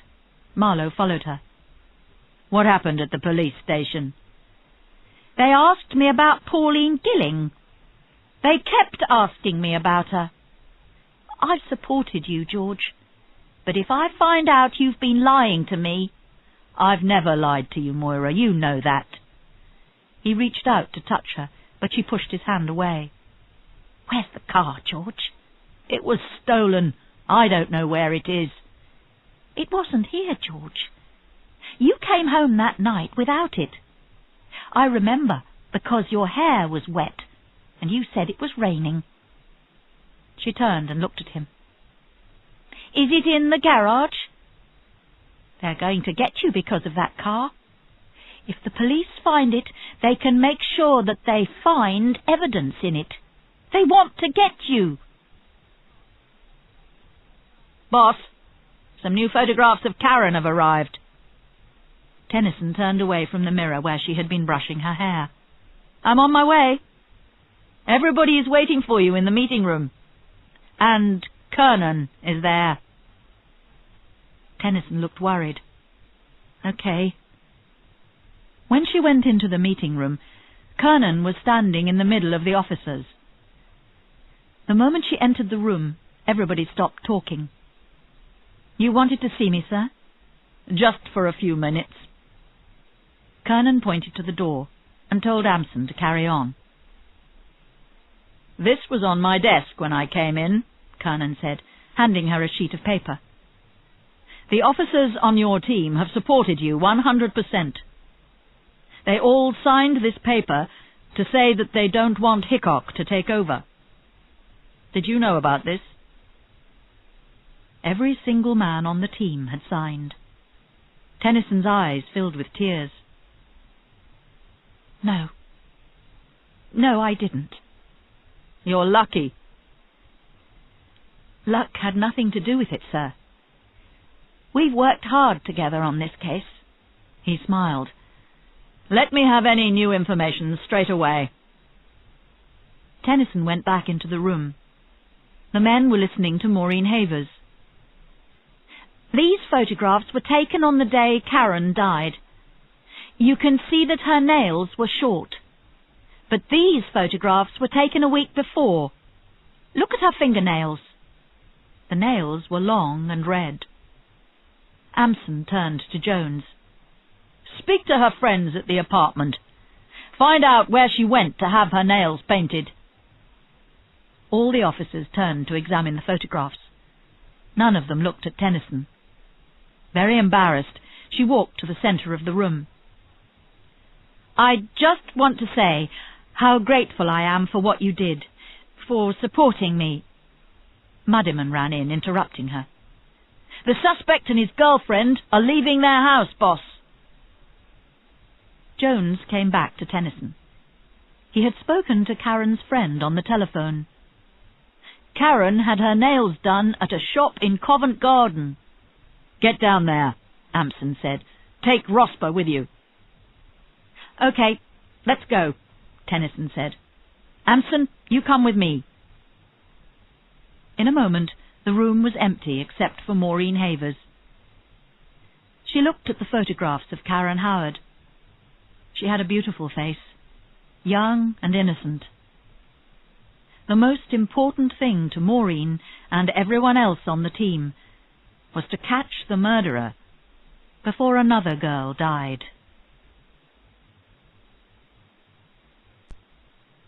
Chapter 11. The Garage.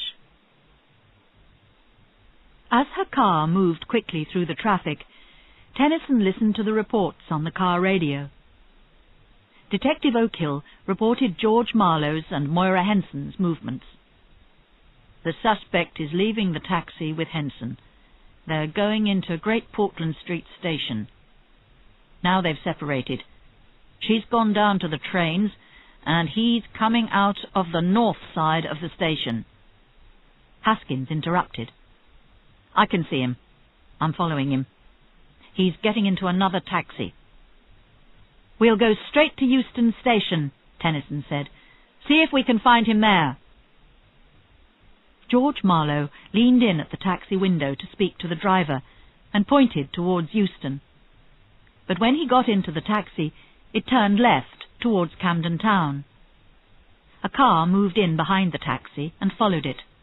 Muddiman reported back on the radio. We're following him. He's turned back towards Euston Road. The black taxi drove down a narrow street and reached the corner of Euston Road. The traffic was heavy, and the taxi slowed down. Marlow immediately jumped out and ran into a shop. This is Muddiman. Marlow's left the taxi. It is now empty. Repeat, the taxi is empty. A young man on a bicycle slowed down by the side of the pavement. He spoke quietly into a radio. I've got him. He's going down Euston Road again. On the opposite side of the road, Muddiman had left the police car and was following on foot. Oakhill nearly lost Moira Henson in the station, but he managed to get on the same train before the doors closed. He walked through the train until he was standing close to her. Moira was staring out of the window of the train. She did not know that Oakhill was following her. Ampson looked at a map. He could be heading for Euston Station or King's Cross Station. Just a minute, Tennison said. A message came through on the radio. Marlow's jumped on a bus. No, he's jumped off it again. He's behind King's Cross Station. There are garages behind the station, Ampson said. The voice came over the radio again. Suspect has gone into a cafe. What's he doing? Tennison asked angrily. D.C. Jones was checking out the beauty shops where Moira had worked. He spoke to the owner of one shop and showed her a picture of Karen Howard. Have you ever done this girl's nails? The woman looked at the picture and shook her head. I don't know. I do lots of people. Look at her again. She was found murdered on the 14th of January. January? I wasn't here in January. I was on holiday, and my friend was working here. What's the name and address of your friend? Jones asked. The cafe was very small. George Marlow stood at the counter drinking coffee. When the only other customer in the cafe left, Marlow spoke to the owner. Can I have the keys, Stav? Stavros pulled a box out from beneath the counter. I haven't seen you for a while, John, he said. Have you been away? Yeah, Marlow said.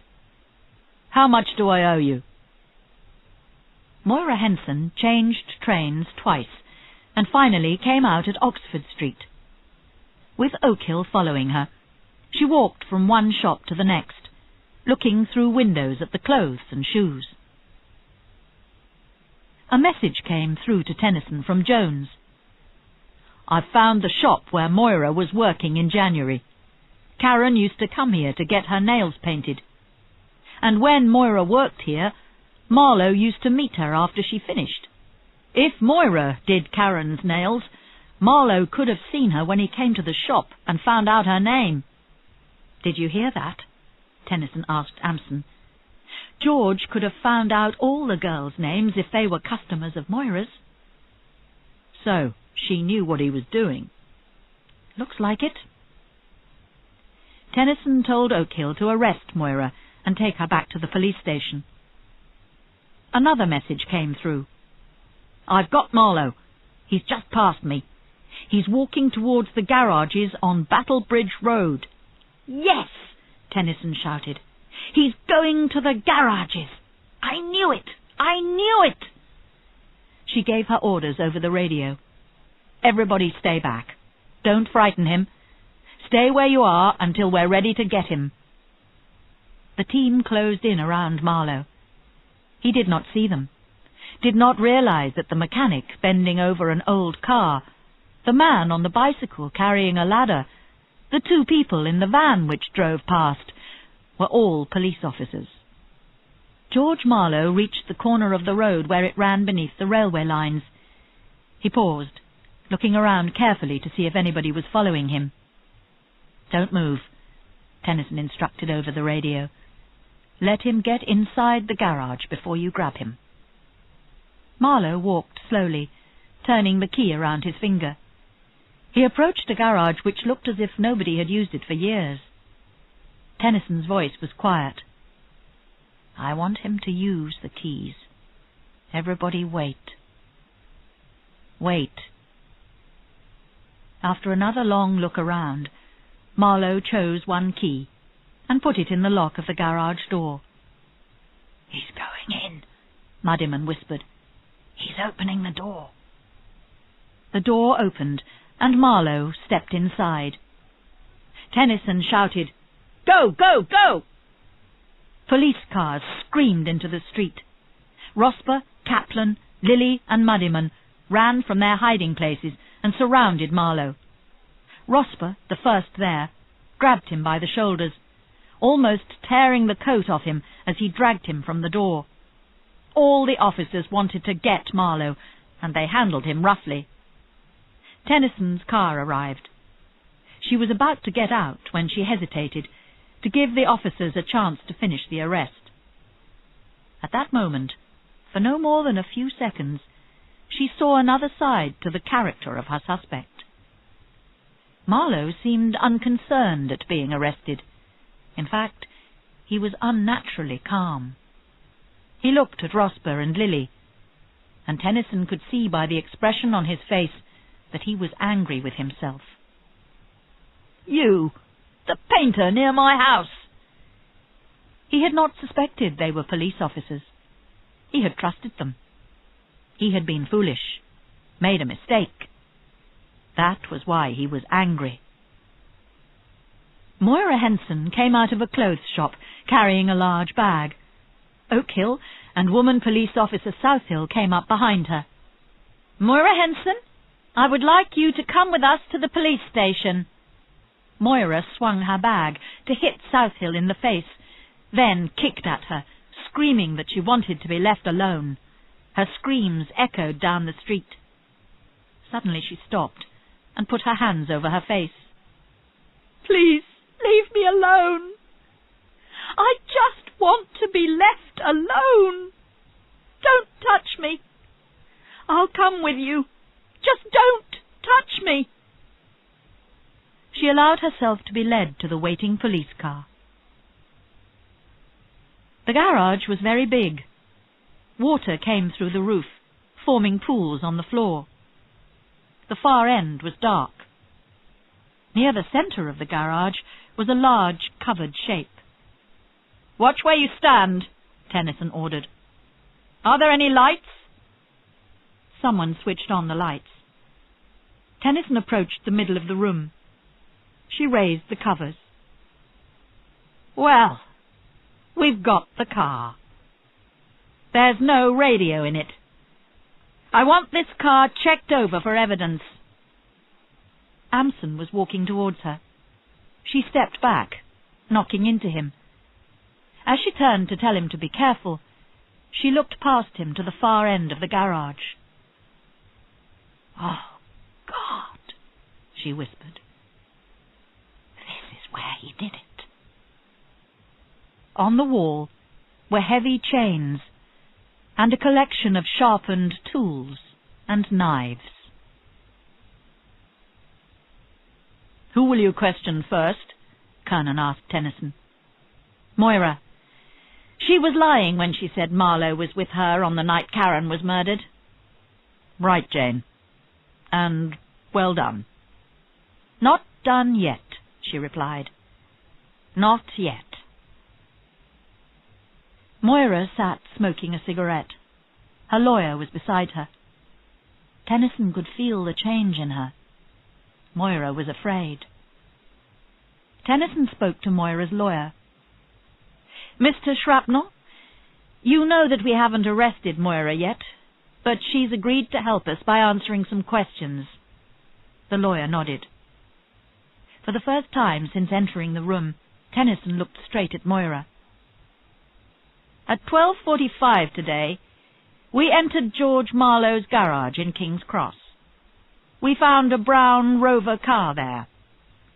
When I spoke to you last, you said you didn't know where the car was. Is that true?" "I didn't know anything," Moira said. "I thought it was stolen." "You also said that George came home at 10:30 on the night of the 13th of January. Moira nodded. "When I interviewed you, you said that you didn't know any of the girls who were murdered." She put down a picture of Delia Mornay. "You and Delia Mornay were in court together in 1971, charged with prostitution." Moira did not react. Tennison put down another photograph. "Karen Howard was a customer at the shop in Covent Garden where you worked in January." Tennison put down 2 more photographs. "Moira, look at these. If you don't want to look at Delia, then look at Karen. George called out to her, offered to take her home in his car. He took her back to the garage and he murdered her. But first he cut her and beat her and tied her body to chains on the wall. Look at her, Moira." Slowly, Moira picked up the photographs. She stared at each one, then covered the one of Karen's body with her hands. "Would you get the men to leave? Just the women stay. I won't talk in front of them." Amson led Shrapnel out of the room. Moira began to speak. "I didn't know Delia. I didn't even remember her from 1971. But I did her nails. She came in sometimes if one was broken, and I fixed it for her." Tennison nodded. Moira did not really want to talk about Delia. That was not why she wanted the men to leave the room. There was something else. Moira sat forward and spoke very quietly. "He did it to me once," she whispered. "He made this thing with rope and chains to tie me up. It hurt me. He said it made sex better. I didn't like it. I wouldn't do it again." She hung her head. "I didn't know. I didn't know. God forgive me. I didn't know." Moira put her face in her hands and began to cry. Amson and Muddyman were leaning against the wall outside the room when Tennison opened the door. George Marlow was home by 10:30 that night, but he went out again at 11:15. she doesn't know what time he returned." Tennison stood very straight, head up, eyes bright. "We've got him," she said quietly. In the garage at King's Cross, officers examined the car and took photographs.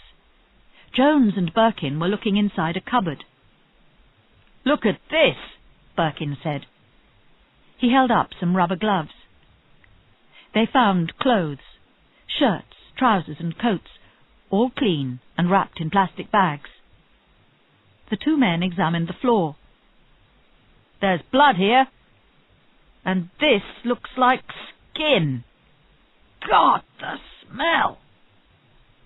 Birkin found a handbag. Inside there was a purse. "It's Karen Howard's." Jones did not understand how it happened. One moment he was doing his job, looking at the evidence, and the next he was crying like a child. He stood there, unable to stop the tears streaming down his face. Birkin put an arm around his shoulders. "Go and get some coffee, okay?" "I'm sorry. I'm sorry. I don't know what made me get like this." "It's okay. We all go through it, Dave," Birkin said. Tennison switched on the tape machine and began talking. "This is Chief Detective Officer Jane Tennison. Also present are Detective Terence Ampson and Mr. Arnold Upcher. We are in room 5C at Southampton Row Police Station. The date is Thursday, the 1st of February, 1990. The time is 4:45 p.m. She nodded to Marlow. "Please give your full name, address, and date of birth." He sat forward and spoke into the machine. "George Arthur Marlow, 21 Highgrove Estate, Maida Vale. Born in Warrington, 11th September, 1951. Do you understand why you are under arrest?" "I guess so." "We have arrested you as a suspect for the murders of Karen Howard and Delia Mornay. Do you understand?" Tennison asked. "I'm not guilty." Marlow turned and looked at Upcher. "Please tell me what happened when you met Karen Howard on January 13th. "I didn't know her name. I was told her name later," Marlow began. "She approached me. I asked her how much she wanted. We had sex, and I paid her. I didn't know her. I'd never met or seen her before. Then I took her back to the station." "What about the cut on her hand? You said she cut it on the car radio." "Yes, that's right." "We now know there is no radio in your car." Marlow did not react to her words. "I was home at 10:30. "What time did you next leave the house?" "I didn't. I watched television with my wife." "Your wife told us that you left the house again at 15 minutes to 11. She can't remember when you came back, but you returned without your car.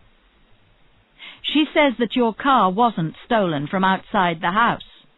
"She's wrong. My car was stolen. I never went out again." "You say that you didn't know Karen Howard?" "Yeah. I'd never met her before that night." "Moira admits that she knew Karen. She did her nails at a shop in Covent Garden. You were there at the time and spoke to Karen. Is that true?" "No." Marlow shook his head. "You also said you didn't know Delia Mornay. Moira says that you did." Marlow sat back in his chair and folded his arms. "I don't believe you. You must have made Moira say that. She's scared of you. I'm not." The team were waiting in the meeting room. Jones asked, "How's the boss? She must be exhausted." Birkin shook his head. "It's taking a long time." Marlow looked tired. "How many more times do I have to tell you?" "What happened this morning?" Tennison asked. "Somebody called me. Didn't give his name. He said he'd seen my car on the television, and he knew where it was, at King's Cross. He told you your car was in a garage at King's Cross? You were seen unlocking the doors. He answered angrily. The man on the phone said I could get the keys from the cafe. I got the keys, but I didn't find my car because just as I opened the door, the police jumped on me. I don't know why I have to keep telling you this.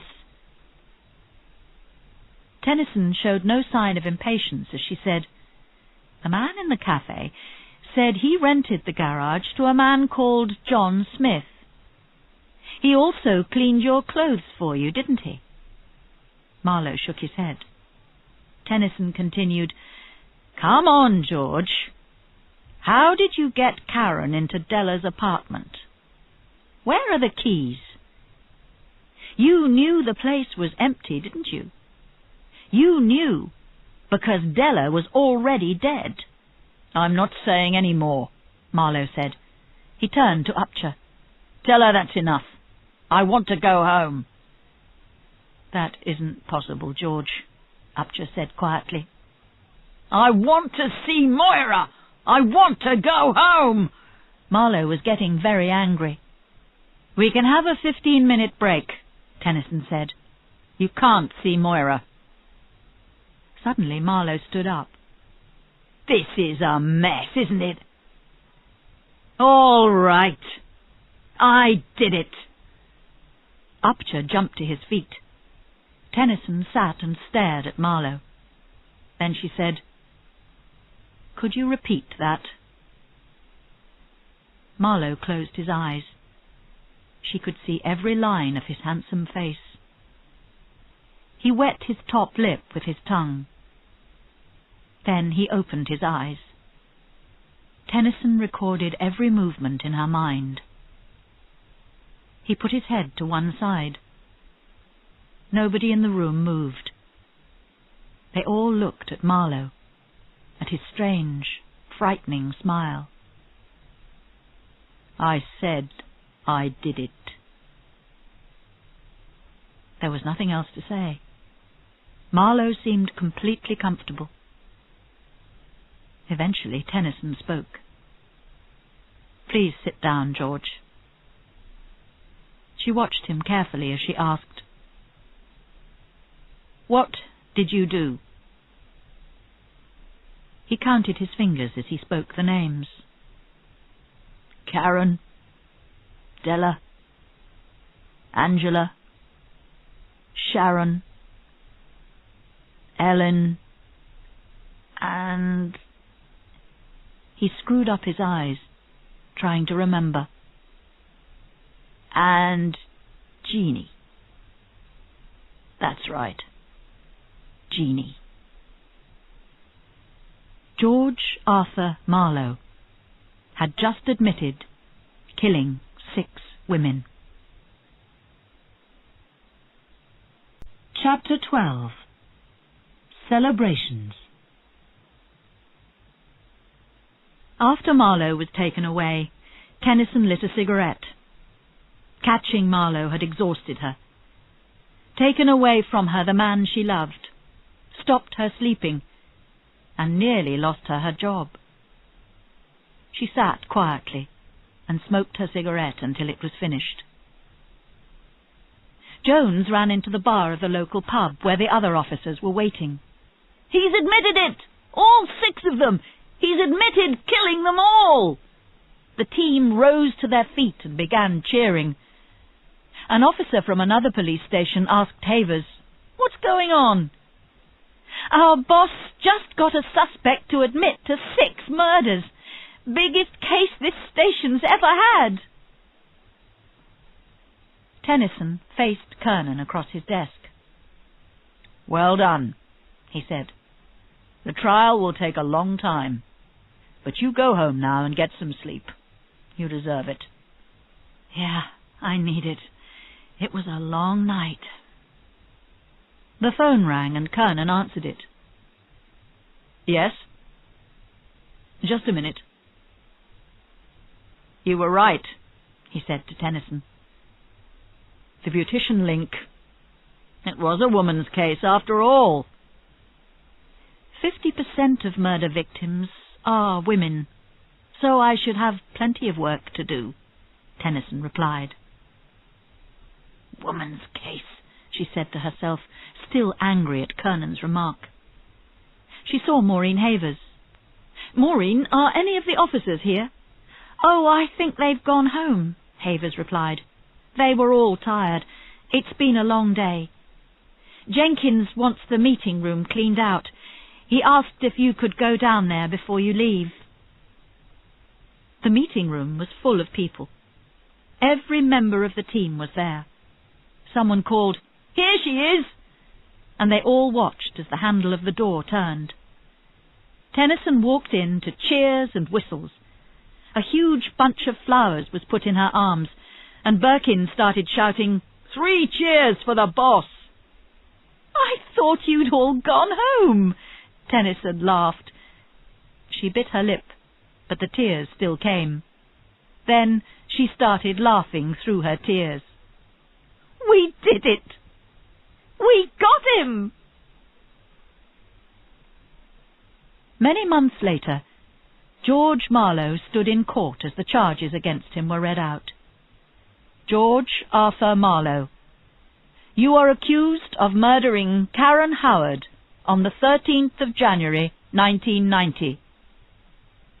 Karen's mother and father could not look at him.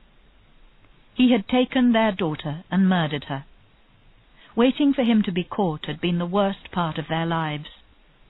Marlow had not only destroyed their daughter, he had destroyed them.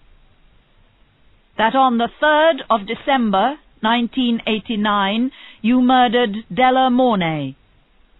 2 prostitutes, friends of Delia's, sat forward to look at the murderer. On the 15th of March, 1984, you murdered Jeannie Sharp. That in January 1985, you murdered Ellen Harding. Carol and Lynda had travelled down from Oldham. Lynda could only see the top of Marlow's head. Jeannie had wanted so much from life, but she got nothing. Nobody to help her or love her. Carol twisted her handkerchief in her hands. She could still remember Marlow calling Jeannie's name. A young man sitting near Carol sat forward and stared at Marlow. That in July 1986, you murdered Angela Simpson. The young man began to cry when he heard Angela's name. The years between Angela's death and the arrest of Marlow had been very hard. For 5 years he had wondered if perhaps he could have saved her. For 5 years he had lived without the girl he loved and wanted to marry. And in October 1987, you murdered Sharon Reed. Sharon's father sat at the back of the court. Sharon's mother had died 3 years ago. He had lost his daughter and then his wife. Every day he remembered them.